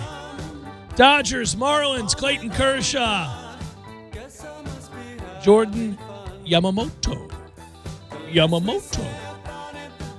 Mariners, Tigers, Yusei Kikuchi. I say Kikuchi. Matthew Boyd. Mets, Braves, and away we go. Ooh. Big series. Here we go. Zach Wheeler gets the pill for the Mets. He's ripped off 15 consecutive scoreless innings over his last 2 starts. It's a hometown kid, too. He's from Alpharetta. Can't touch him. Dealing. I'm about to sneeze. Well, in that case, the Tampa Bay Lightning season opens the first week of October this year. I'm good. Max Fried going to go for the Braves. This has been your Lightning Report. Twins, Brewers, we got Martin Perez, Chase Anderson. Cards, Royals, Jack Flaherty, only Flaherty. Glenn Sparkman.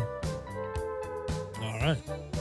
D-backs, Rockies, Zach Gallen, John Gray, A's, Giants, Brett Anderson, and Madison Bumgarner. And my Buccos won big last night. Get you some, Angels. A little 10-2. I stayed up late watching on the MLB Network. Pounded them. Trevor Williams goes for the Buccos. Our man Griffin Canning. Oh, Griffin Canning, yes. Oh, God, I got paired up with Griffin today. Yep. He's going to go for the Angels. The Rays, who beat the Padres last night and just don't lose. They're 20 games over 500. Keep an eye on Griffin, guys. He improves his lie all the time. He'll also lie about his score. That was a 5, right, Griffin? No, that was a 4. That was par. Griffin. 1 right of the tree, 2 into the sand, 3 out, 2 putt. It's a 5. That's right, it's a 4. Well, I've known that guy. Brendan McKay goes for the Rays. Eric Lauer goes for the Padres. And that is a look at those that shall reside on the bump.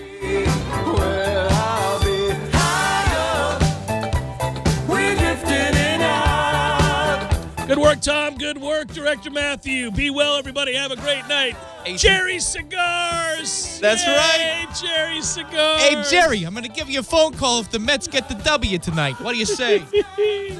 Jerry's Cigars. Where are they at, Tom? 2810 Share Road, 2910 Cary Forest Parkway. Online, if I said it too fast, jerryscigarshop.com.